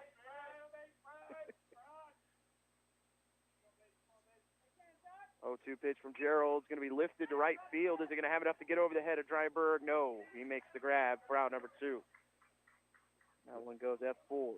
Black hole over there on the right side. My goodness. How about the pitching performance here from Kansas Wesleyan? Used 6 pitchers in game 1 against McPherson, and they've gotten everything they could ask for from Wilson and Gerald so far through 6 2/3. Absolutely, and I'm sure they're thinking, hey, if we can get through here and maybe only use 3 pitchers to get through 9 innings and each throw 40-50 pitches, tomorrow becomes a bullpen day again. 2 outs for Jonah Weisner. He takes outside for ball 1, 1-0. Weisner doubled in the 5th, was thrown out at the plate. I mean, yeah, for your championship hopes, you kind of have to play in 2 games tomorrow, so you got to think a little bit more ahead to think about if we win game 1 tomorrow, who do we have left for game 2? Yeah. 1-0 pitch to Weisner is going to be hit down the left field line and foul. 1-1. There is a parking lot over there. I don't know if I'd like to park my car over there, but yeah, there's a nice Cadillac down there. Yeah, Escalade. A lot of money to be parking at a baseball field. Ask anyone in left field at Ottawa, that parking lot is empty. Well, especially after Bone shattered that windshield first of the season. 1-1 count to Weisner with 2 outs, top of the 7th. Braves down 6-2. 1-1 pitch. Ropes to left field. That one curving. It'll be fair. Sliding effort from the left fielder. Kept the ball in front of him, and it'll leave Weisner with the single. I actually got word on that broken windshield. That was Lorelei Gilbert's, the softball player. Oh man. Yeah. School did. I heard the school did pay for that windshield. Oh shoot! I'm gonna start parking my car over there then. Yeah. I need me a new windshield. Yeah, I heard that ball it exploded. Yes, it did. It was on a frozen rope. Surprising, just the first one of the season with how many balls hit into that parking lot. I still say there should be a local Ottawa glass company, car repair. Just put a sign up there in the parking lot that says, when your windshield is shattered, call us. Yeah. Yeah. It turns into maybe sponsor the parking lot. Yeah. Because no signs that say park and beware or anything. You just kind of got to know that you're in left field. 1 ball, 1 strike. Weisner at first with 2 down. They're going to throw over on him. He gets back in time. The tag applied by the first baseman, Brown. Did have quite a number of stolen bases in that KO series earlier in the year. Actually had a conversation with him between games because him and Dryberg at the time were going back and forth to the top of the stolen base standings. Lit a little fire under him, but wasn't able to steal a base in Game 3. 1-1 pitch. Going to be chopped too short. Is this going to get between two? The throw is going to be off the line. It's going to end up in the Ottawa dugout. And that's unfortunate, as Weisner would have scored. And that will give Farnham second base, though, and runners at second and third with 2 outs. And that will be charged an error to the shortstop, Gable, his second of the game. Yeah, that's one of those balls that might have just been better not to make the throw. And here's Carson Johnson again, up in a big spot. He's delivered time after time in this tournament, even hitting a ball so good that kept the runner scoring from third in his last plate appearance. Right. It was a huge momentum killer for the Braves and a huge momentum booster for Caleb at the time. And it was crushed, too. I think anywhere else, that's easily a single. I think Dryberg's jersey is actually more unbuttoned than buttoned. Right. Most of the Caleb players right now are just letting it fly. Yeah, showing the chest right now. Get a tan. First pitch is I actually saw Tabor taking BP on the auxiliary field earlier. No shirts, just enjoying the sun. Hey, when you're in the championship round, you got to do whatever you want. That's right. Get 2 big wins against ranked opponents. I'd go shirtless day too. You don't want to see me shirtless though. I like to keep the shirt on. 1 ball and no strikes to Johnson. He takes fastball high. Runners at second and third for Ottawa with 2 outs, trailing by 4. 1-0 pitch from, this one's going to be hit hard to left center. Is that going to travel to the wall? Is it going to get there? It's going to be dropped at the wall. 2 runs will score. Johnson with the double, as Cruz had a beat on that. Actually got a glove on it, and it drops in front of him, and the Braves are within 2. The amazing conference tournament continues for Carson Johnson. I'm giving him the double, guys. I know Cruz made a play on it. No, that's a double. Yeah, I'd feel hard done by if I'm Cruz if you give me the error. Which he looked like he caught up to. It might have actually overran it. I think he thought there was going to be a play at the wall, and it kind of dropped in front of him. Yeah, when you start running that much, you start to wonder where the wall is, and you start to get a little self-conscious. But good for us. That one drops, and here come the Braves. 8th hit of the game for Ottawa. Gets them within 6-4. Isaiah at the plate. Johnson with a huge lead at second. Breaking ball misses low. 1-0. Yeah, it didn't seem like anyone holding him on that play. Isaiah the tying run right now in the top of the 7th. First time Ottawa's put up more than 1 run in an inning today. Did put up 3 in the 9th yesterday, but otherwise it's been a lot of ones.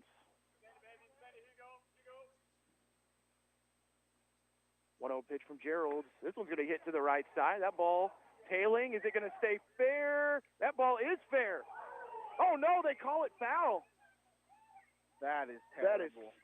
Looked like it hit right on the line, and it's a foul ball. Would have been 3 bases for Zazaya scoring the run, and Johnson, everyone in the building thinking that ball was in fair territory. I will say this, the umpire was down the line. He was in position to make the call, and the sun wasn't in his face either. That's true. Yeah. He was turned facing the other way. Running so far to get up the line, maybe I don't know. Yeah. The fact that it was tailing away might have made a little bit of a difference.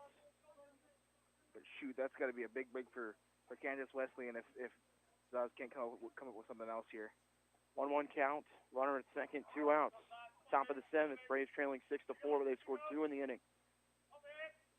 Pitch from Gerald. Breaking ball inside. 2-1. But a good sign. A good sign for the Braves. Very very active with the bats this inning. Love to see the balls finally starting to drop here in the 7th. Zaya were to reach. Braves will have Sizemore up, followed by Aguilar. 2 balls and 1 strike, 2 outs. Top of the 7th. Braves have cut it to within 2.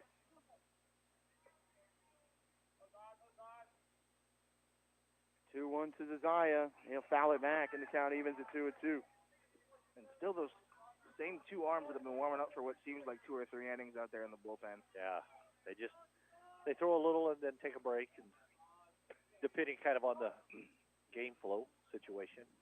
Getting the full bullpen work out there, looking like Jeremy Hussman on some of the games. He warms up for about 2 or 3 innings. Always ask him between games, how many pitches you throw in the bullpen? He always says too many. Yeah. 2-2 count, 2 outs. Johnson at second, Zazaya at the plate. Pitch on the way is going to be ripped down the third baseline, but a nice play at third. We'll see if the throw is on line. It's snagged nicely at first by Brown, as Ottawa does score 2 on the double from Carson Johnson. They trail 6-4 going to the bottom of the 7th.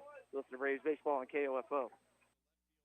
Food insecurity is a year-round issue for many families. The Ottawa community has set up several blessing boxes around town to receive your donations of food, cold weather accessories, hygiene products, and other much-needed items that will make the lives of our underserved neighbors a little easier. Please consider making regular monthly donations to the boxes or bring items to ECAN and Hope House for distribution. When we all help, we all benefit. This message brought to you as a public service from your friends at KOFO. Storms. It's okay. Let's talk about how we can stay safe during a storm. The safest place to take shelter from a tornado or a windstorm is in an interior room, on the lowest level of a building, or in a basement or a safe room. Talk to your child about storm safety today. For more information, visit ksready.gov. A message from the Kansas Division of Emergency Management. Carson Johnson's 2-run double gives Ottawa's offense a little bit of life. They put 2 on the scoreboard in the 7th, and guys that we talked about, the Braves have put the ball in play. That's been their problem most of the week, is that haven't been able to put anything in play, too many strikeouts, but that's not been the case today. No, definitely not. It's 8 hits for the Braves. And the other thing that they've actually been able to group their hits together. In other games, it felt like they get 5 or 6 hits, but 1 in the first, 1 in the third, 1 in the 5th, and never able to, string a 2 or 3 together. Hussman will come back out as he faces Brown, Sipe, and Jones 3-4-5. First pitch to Brown is low for ball 1. No, yeah, that's exactly what happened against Selleck yesterday. Able to string hits together, and now able to find it consistently here. Brown is 1 for 3, a double and 2 RBI. I tell you what, I would have loved to have 8 hits last night. Yes. Yes. I think we finished with 7. Yeah, 3 runs, 7 hits. 1-1 pitch. Right through the glove of Sizemore. It's 1 and 2. Yeah, 7 hits, but 2 in the 9th. Needed 1 more. Yeah. 1 ball and 2 strikes to Brown.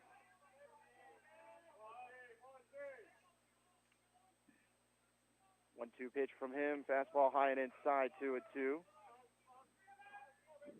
Again, the bullpen is, there is 1 arm throwing, as that looks like it's Creed Jeffers.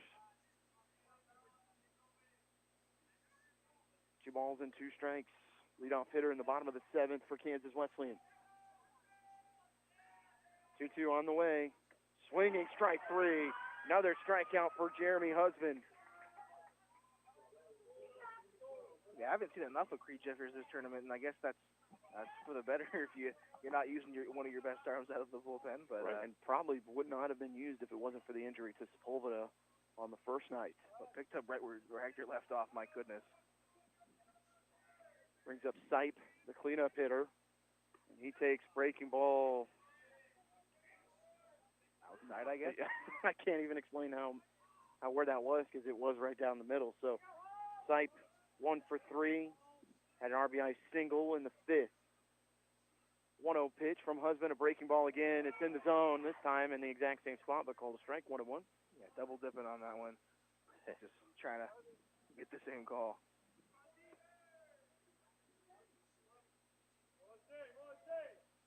Sipe, the third baseman. 1-1 delivery from Hussman, another breaking ball. First strike, 1-2. Man, it just sounds like new life in that dugout, though. It really does. It'd be nice to get 3 up, 3 down here and get those bats back out there. Yeah, if we go 3 up, 3 down in this inning, it's going to be huge momentum swing. 1-2 pitch, Fastball high, 2-2, and to go back and look, Ottawa has not had back-to-back innings where they put up runs. It's all been spread out throughout the game. Yeah, I believe you're correct. 2-2 count to the cleanup hitter, Sipe. Delivery from Hussman. This one's lifted to center field, but Farnham should have time to come in on that. And Jeffers is actually going to call him off in left center to make the catch. Looking like that Eloy Jimenez player last season for the White Sox. I kind of looked at him like, really? And you can see the reflection off of the sunglasses for all the outfielders right now. And see Weisner has his on top of his hat. But, they're fighting with a lot of sun right now. Breaking ball to Jones for a strike, 0-1. Yeah, the cool look to have the glasses on the hat, but you just got to make sure you don't mess up with a play because you're going to be criticized for not having them on. 0-1 pitch, breaking ball fouled out of play, 0-2. Well, Weisner wore him throughout the night as well yesterday evening as we were under darkness the entirety of the game last night. Maybe a superstition thing. Well, light's a little brighter than the sun sometimes. 0-2 from Hussman. Is he going to get a strikeout? Yes, he is. He'll get him looking. Jeremy Hussman has come in and taken care of back-to-back zeros on the scoreboard. We go to the 8th inning, Braves trailing 6-4. You listen to Braves Baseball on KOFO.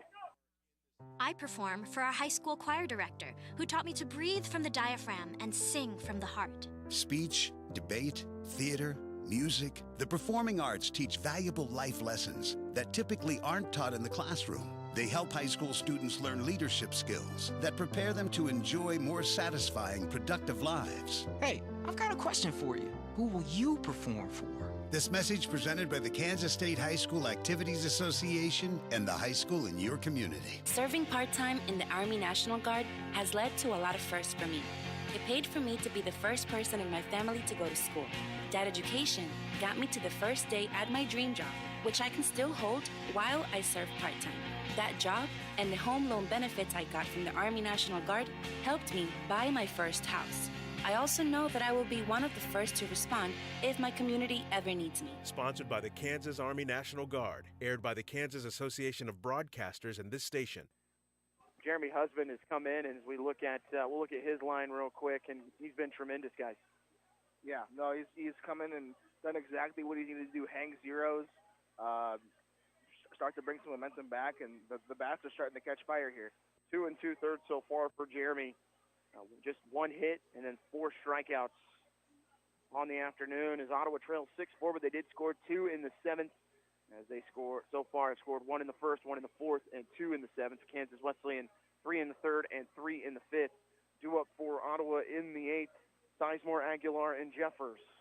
You know, a great time here to grind out some good at-bats. You feel like the Braves have some momentum here as the hitters get there, and we're going to have a pitching change. Number 6 is going to be on the mound. Oh, 16. Oh, 16, sorry. The one's sneaky. Oscar Sanchez will come in and pitch for the Coyotes, the junior, 5'11" from Salina, Texas. Transfer from Temple Junior College, as we'll pull up Sanchez's numbers. 14th appearance, just 2-4 on the year with a 5.35 ERA, 35 innings, 38 strikeouts, 16 walks. He's given up 34 hits. Salina, Texas, moving from Salina to Salina. Spelled entirely differently, too. That's great. And only one high school in that Salina compared to the Salina, Kansas. It's got multiple. Check swing strike for Sizemore as he faces the hard-throwing righty. More traditional throwing style than the sidewinder Ottawa's seen over the last 3 innings. Sanchez's next pitch is a breaking ball that Sizemore can't lay off of. It's 0-2 quickly on him. The Salina Bobcats, by the way. Bobcats. And they're bright orange. Ooh. Like Neosho? Or brighter? About that color. Yeah, that's about right. 0-2 pitch, breaking ball, check swing. He went around, and he strikes out on 3 pitches. I suppose Baker might have been a better... Yeah, both of those are about the same color. One thing about Sanchez today is I noticed in the game with McPherson, and even in this game, he has been the designated ball chaser on foul balls. You see him sprinting all over the field. Keeping the legs hot. Keeping the legs loose for sure. Sanchez hard-throwing fastball for a strike, 0-1. Has pitched once this tournament. Pitched in that Oklahoma Wesleyan when it went 2 innings, 3 hits, 2 earned, and 3 strikeouts. Aguilar 0 for 3, a strikeout, a ground out, fly out. One pitch to Matt is low and called a strike, 0-2. Yeah, it's come in and done exactly what's needed out of the bullpen from Sanchez. Come in and just filled up the zone. 0 balls and 2 strikes, 1 down, top of the 8th. Braves trailing 6-4. 0-2 pitch to Aguilar, low and outside, 1-2. That's the first ball that Sanchez has thrown since coming into the game. They've been incredibly effective in producing a couple swings from Nick and just filling up the zone in general. 1 ball and 2 strikes to the first baseman, Aguilar, for the Braves, and he chops one foul at the plate to stay alive.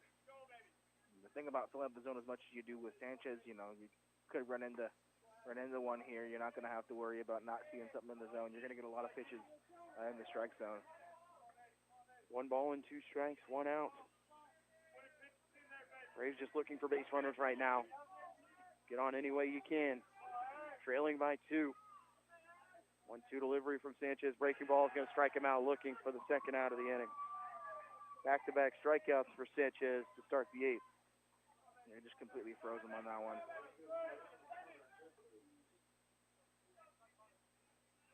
Brings up Connor Jeffers. 1 for 3 with an RBI double back in the 4th. But a big spot here to at least give the Braves a chance to get the top of the lineup up in the 9th. Breaking ball low from Sanchez for ball 1. Jeffers, the Burlington, Kansas native.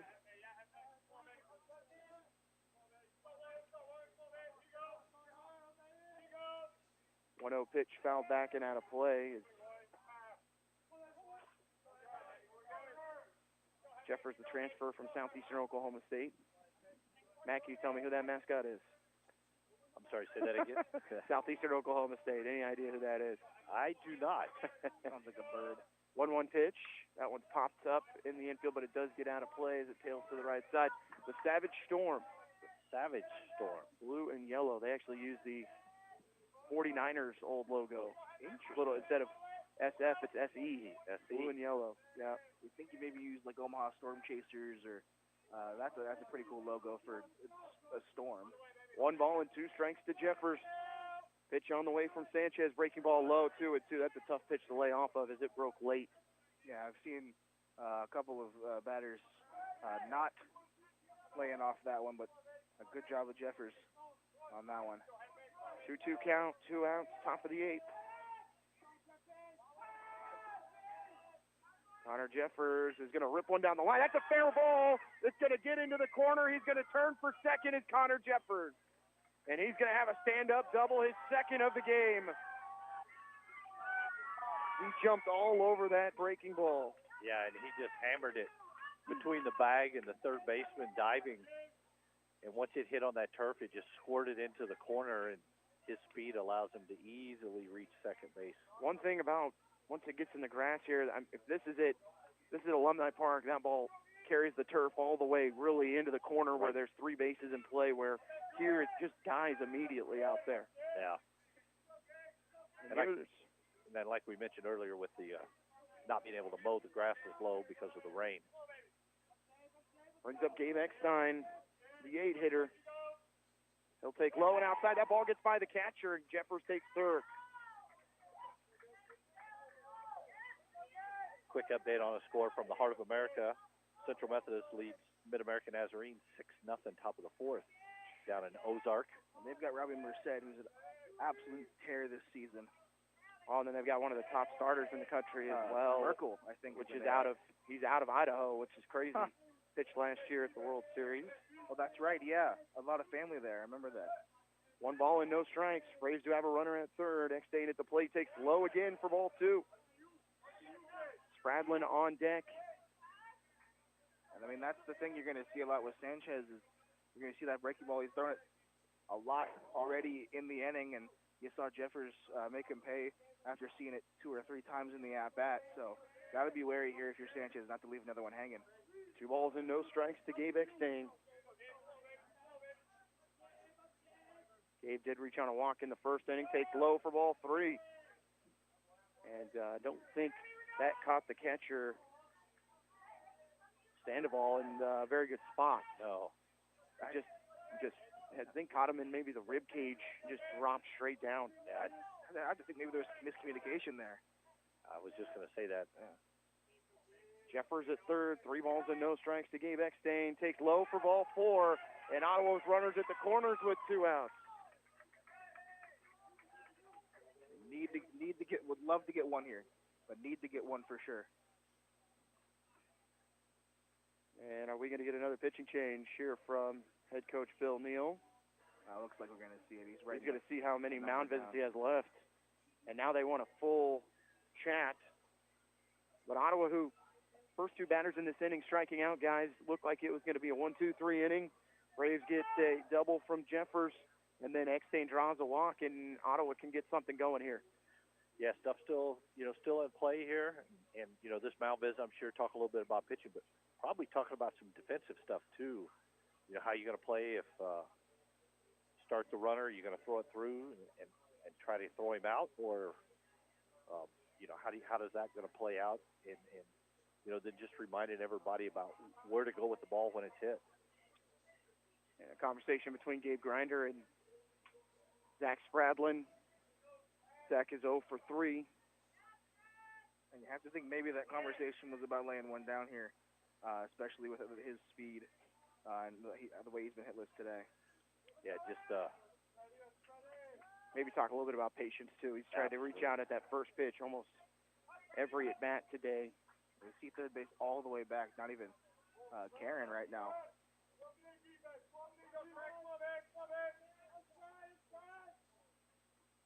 Sanchez ready to deliver the first pitch of the at-bat, dropping the butt to the left side. This is a great bunt. Is it going to stay fair, though? No, it's not. Just foul, and you were exactly right, Blake. Third baseman playing well back. Would have had no chance, and the run would have scored. Yes. Great call by Gabe Grinder. It just, unfortunately, too much on that bunt from Sprads. And now he comes all the way in front of the bag. Yeah. And now you just bloop one over his head and call it good. Just a little half swing. Just take it over the top. My forte. not the power guy, but I could dump things in the shallow left, shallow right, like it's nobody's business. Runners at the corners for Ottawa. No balls in, 1 strike, 2 outs. Top of the 8th. Zach Spradlin at the plate, and that's going to be ball came out of the bullpen. I don't know how that happens, especially when they're that tall. That's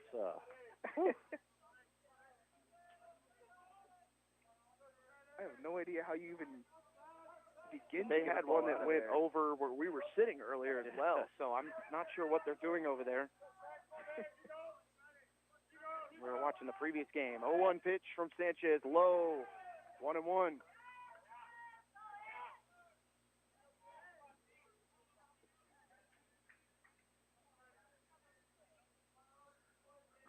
One count, 2 outs, top of the 8th.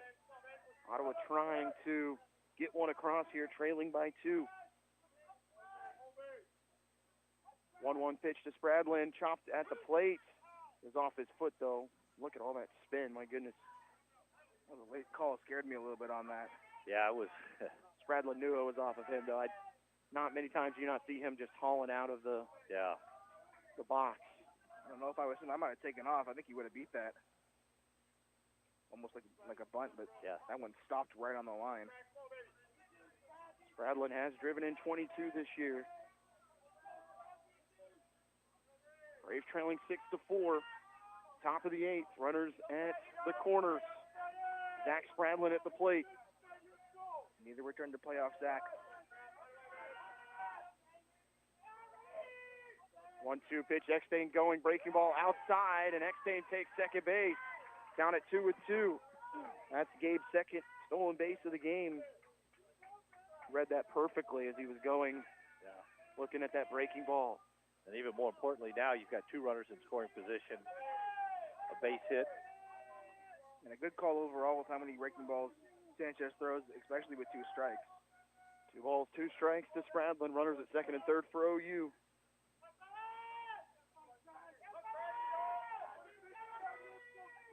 Sanchez delivers. Breaking ball is going to be lifted to the right side and out of play. Spradlin was looking fastball, had to just find it off. And Sanchez continuing to drop those breaking balls in.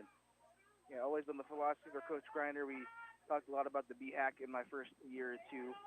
Not really striding, but just looking for weight transfer, looking for breaking balls with 2 strikes and just adjusting to the fastball, foul it off. 2 balls, 2 strikes, 2 outs. Runners still at second and third. Zach Spradlin come through. 2-2 pitch from Sanchez. Almost hits him. Ball 3, and the count is full. Saw Kansas Wesleyan get in this exact same jam against McPherson just a couple hours ago. Able to get out of that bases loaded jam. And there's a big momentum swing either way. Ottawa now with great runners at second and third, but a walk would load them. 3-2 pitch to Spradlin. Breaking ball hit to the right side, and of course, it's the driver against second. It throws in time, and Sanchez gets out of the jam. No run scored for Ottawa. We go to the bottom of the 8th. You're listening to Braves Baseball at KOFO. This is State Farm Agent Ryan Disbro in Garnett. And Derek Chappell with KOFO. And we've teamed up again this season to send you to the K to watch the Kansas City Royals. Stop by our office at 504 West Redbud in Garnett and register to win tickets to see the Royals host the Twins on May 21st and 22nd. We'll announce the winners on May 18th during the Brad Howard Early Morning Show. The 1-0, a swing, a drive to center field, and deep, backing up Rodriguez. That ball is out of here! Home run, Hunter Dozier. Register now to see the Kansas City Royals from State Farm Agent Ryan Disbro and KOFO. I've got a math question for you. When you add tolerance, subtract prejudice, and multiply efforts to treat one another with respect, what do you get? Less division. And school sports have it down to a science. Looking for an example of what can happen when we realize there's more that unites us than divides us? Look no further than high school sports in Kansas. This message presented by the Kansas State High School Activities Association and the Kansas Interscholastic Athletic Administrators Association. Braves unable to come up with the 2-out hit, and they will bring in Creed Jeffers, who's had 1 appearance in this tournament and was able to shut down Oklahoma Wesleyan. 6'2" sophomore from Ramona, California. Transfer from University of Colorado, Colorado Springs. And Jeffers' numbers making his 22nd appearance, 37 and third inning pitched at 2.41 ERA, 57 strikeouts to 15 walks. If I'm not mistaken, one of the 3 Braves pitchers to make the all-first team KCAC. Jeffers, the hard-throwing righty, faces Lopez Torres, Gable, and Sandoval as they go 6, 7, 8 coming up for the Coyotes, who, again, the pitching comes up big for them as they get out of the jam. And again, Ottawa just unfortunately rolling one over into the turf. Yeah, that was, good battle there at the plate. And, unfortunately, as much as we want Braves to get a hit every time, more times than not, 7 out of 10 times the pitcher gets you out. And even at that rate, you're considered pretty good. Yeah. Lopez, same numbers. Lopez Torres is 0 for 3. Breaking ball from Jeffers is low, 1-0. This bottom third of the lineup for the Coyotes been very good, aside from Torres, who's 0 for 3. Jeffers actually struck out the side in the 9th against Oklahoma Wesleyan 2 days ago. He starts with a breaking ball after that first pitch low. It's 1-1 as he catches Lopez Torres on his heels. 1-1 pitch from Jeffers. Breaking ball again in there for a strike, 1-2. Yeah, again, another guy you're going to see more of a 10-4, 10-6 sort of breaking ball instead of the slider from Norrell and the other 2 starters. 1-2 delivery, fastball, fouled back and out of play. All those breaking balls, wouldn't you agree, Blake, set up that sneaky fastball? Oh, definitely. Kansas Wesleyan didn't get a chance to see him in the earlier series. Jeffers gets right the there. strikeout on the fastball up near the eyes for the first out of the 8. Yes, it's about 90-91, which is great to have out of the bullpen. Big flamethrower to come and call on consistently. Gable is 1 for 3. He doubled in the 4th.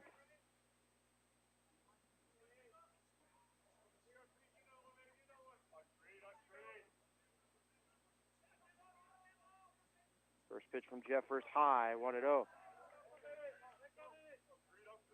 Winner of this one goes to the championship series to take on Tabor tomorrow afternoon. They would have to beat Tabor twice.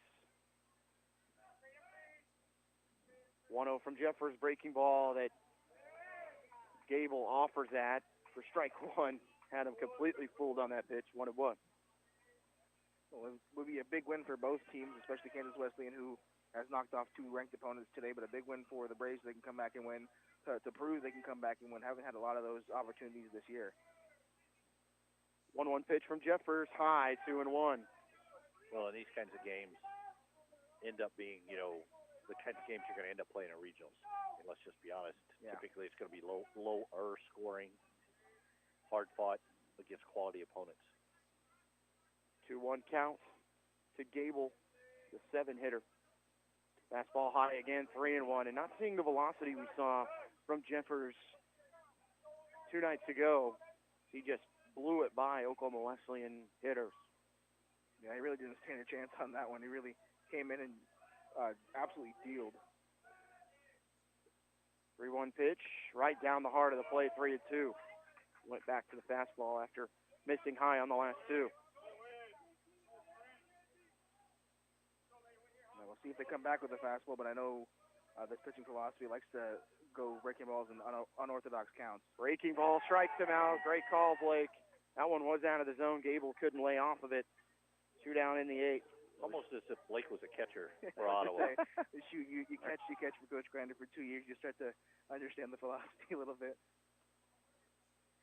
Bring up Sandoval, who is 1 for 3. Was hit by a pitch in his last plate appearance on the foot. First pitch from Jeffers, a breaking ball that lands in front of the plate, 1-0. Never had a chance to thank Coach Grander for that making me so good at MLB The Show. My pitching philosophy absolutely kills on there, but I can't hit to save my life on that video game. Here, Steven Norell's pretty good at that game, too. No, killer. 1-0 pitch from Jeffers, breaking ball for a strike, 1-1. Braves would need to score 2, potentially in the 9th, if Jeffers can retire Sandoval here.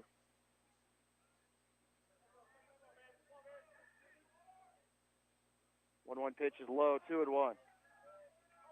Yeah, we bring up the top of the lineup, 1, 2, 3. Exactly where you want to be in the lineup chasing some runs. And not to belabor the point, but how much do you miss Holland Bona in the lineup today? Yeah. Especially knowing the top of the lineup is due up to start the 9th. 2-2 count on the fastball from Jeffers that just catches the lower part of the zone. Especially with how hot Johnson's been, you'd love to have Johnson at maybe 4 and have Bona at 3, and you start to really get things going. Exactly. 2-2 from Jeffers, strikes him out as he does strike out the side again for the 2nd time in this tournament. And the Braves will need 2 in the 9th to force Kansas Wesleyan to the plate, 3 to take the lead. To give you the 9th inning when we come back to listen to Braves baseball on KOFO. Kansans with disabilities and senior citizens are 3 times more likely to be crime victims. If you are a Kansas senior citizen or a Kansan with a disability and you are a crime victim, contact the Disability Rights Center of Kansas at 877-776-1541. We may be able to help you with your civil legal matter. Contact us at 877-776-1541 or drckansas.org.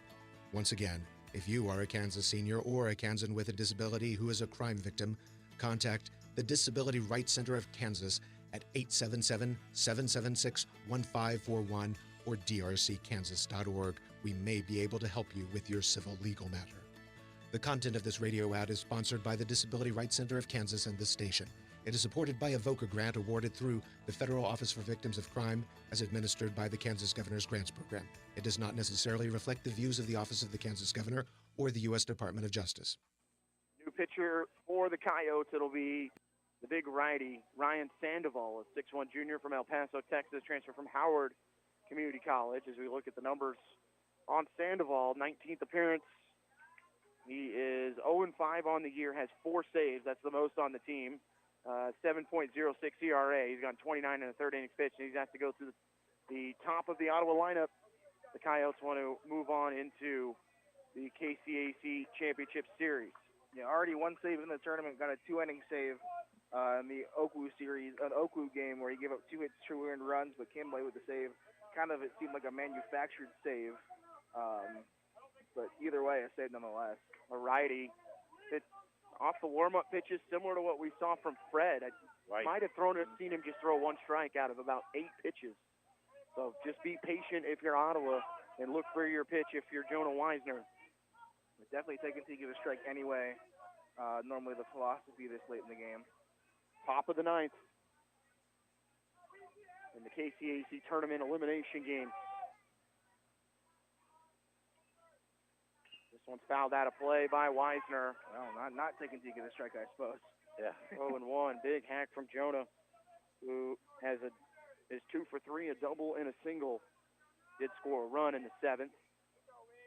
Ottawa will put a 2 spot on the board right here, trailing 6-4. Breaking ball from Sandoval is low for ball 1. So you have Sandoval on the mound, Sandoval behind the plate. Sandoval to Sandoval. Wonder if there's any relation. I have no idea. It's about the same, I think. Yeah, Josh is from Glendale, Arizona, and of course this is grounded. This is going to be a tough, close play at first. Did they get him? They did. As falling down at second was Dryberg, but he managed to pop up enough to make the throw for the first out, and that's a huge out to retire Weisner. We finally caught a break over there on the right-hand side. Well, interesting, Dryberg was about as far on the turf as you can go and actually slipped on the grass portion that's there. There's a little ridge. We talked about it earlier in the week, the way they built this field. They've got an extra 10 feet of turf to use behind what is the dirt. First pitch to Farnham is a strike, 0-1. Farnham had a good couple of weeks, has crept that average up above 300. Was flirting with it earlier, but it's really cemented that 319 batting average. 0-1 from Sandoval, low, 1-1.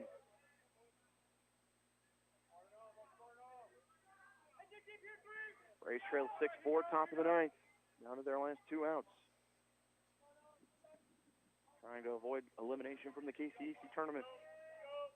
1-1 from Sandoval, right down the heart of the plate, 1-2. Farnham, 2 hits on 9 plate appearances in the K-Dub series earlier in the season. 1-2 count. Kansas Wesleyan brings their closer, Sandoval, in. 1-2 pitch to Farnham, strikes out swinging. 2 down in the 9th.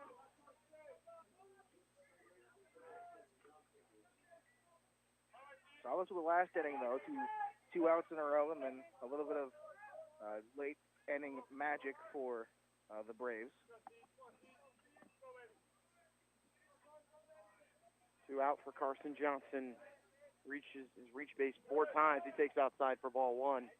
1-0. Johnson today, 2 doubles, a single, and 3 RBI.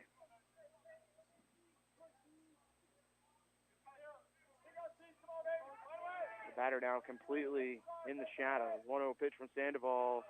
First strike, it's 1-1. At this point, you just got to have the mentality, I got to reach base, keep the train moving. Yeah, next guy up for sure. 1-1 delivery. Low, 2-1. Carson's been seeing the ball incredibly well in the last 2 games, so the right guy you want up right now to start something. 2-1 from Sandoval. Foul tipped at the plate, 2-2.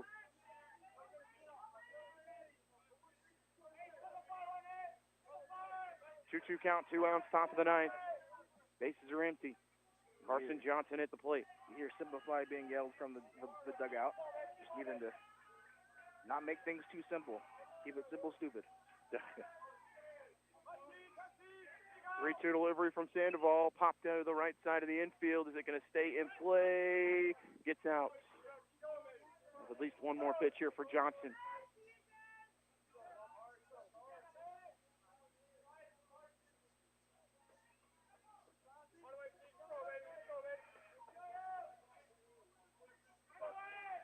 Two balls, 2 strikes, 2 outs.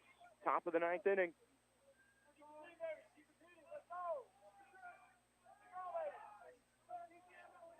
Delivery to Johnson, outside, ball 3. Gone full. Josiah on deck.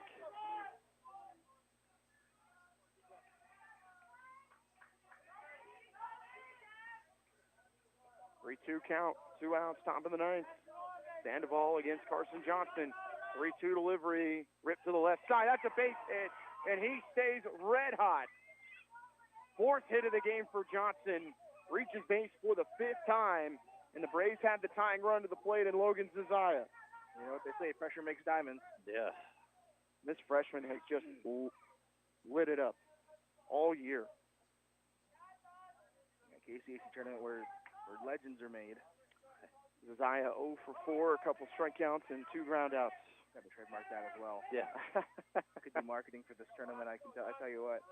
Offer to some maybe NIL deals. There you go. Exactly.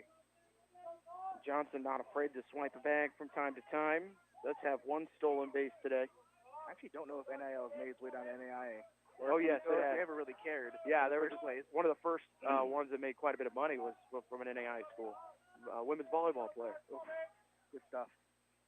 First pitch to Logan. He's going to be hit too short and going to the bag. They'll step on it. Ball game's over. And Ottawa's eliminated from the KCAC tournament by the Kansas Wesleyan Coyotes by a score of 6-4. We'll take a break and listen to Braves baseball on KOFO. Ottawa Bible Church is a growing and thriving gospel-centered church. I'm Dave Edwards, a member of OBC, and I'd like to invite you to join us each Sunday morning as we gather for a rich sense of community, lively worship, and the expository preaching of the Word of God. We offer a mid-morning breakfast at 8:45, adult and children's Sunday school at 9:15, and services are at 8 and 10:15. More about us can be found at ottawabiblechurch.com. We hope to see you soon. Have you ever thought about why listening to the radio is better for you than spending all your time staring at your phone? We are hands-free, so in the car, you can keep your eyes on the road, where they should be. We don't need your personal information, so you don't have to worry about spam from us. And all you have to do is listen, not waste your time scrolling through an endless sea of recipes, memes, and cat videos. Radio, the original social media, and your source for information and entertainment at 1220 and 103.7 FM KOFO.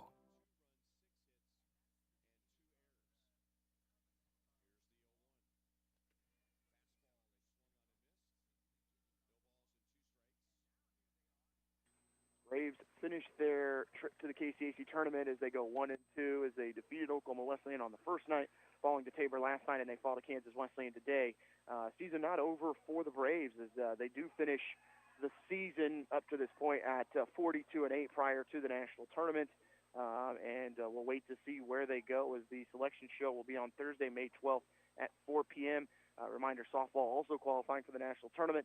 They will play on their selection show Tuesday, May 10th at 4 p.m. Ottawa loses today 6-4. Those final numbers: Braves 4 runs, 10 hits, no errors, 9 left on base.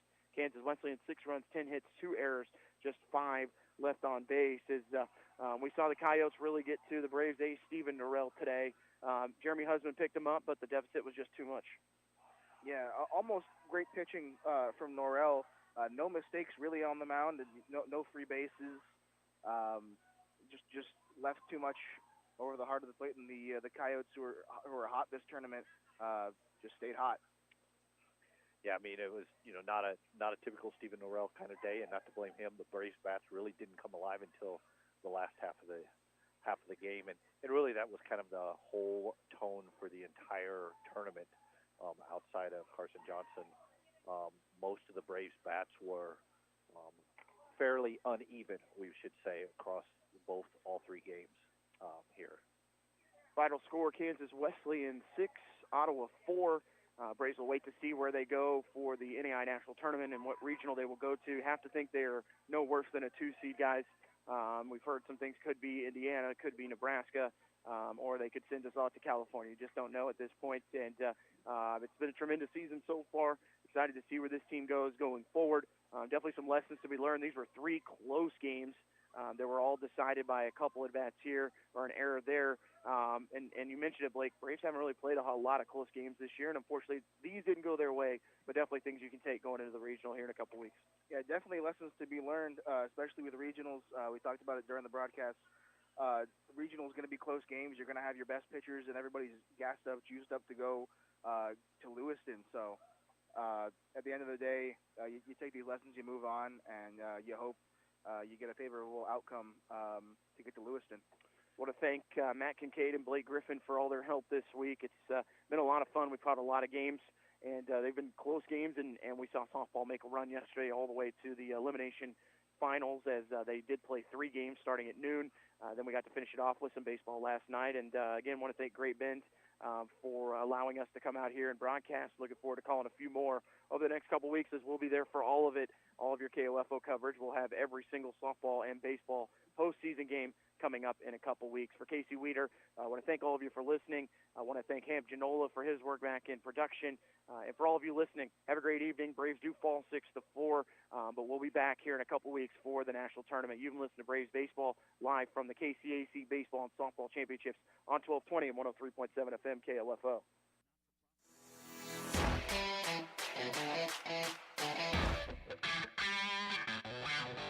We hope you enjoyed this broadcast of Ottawa University Braves Baseball on KOFO.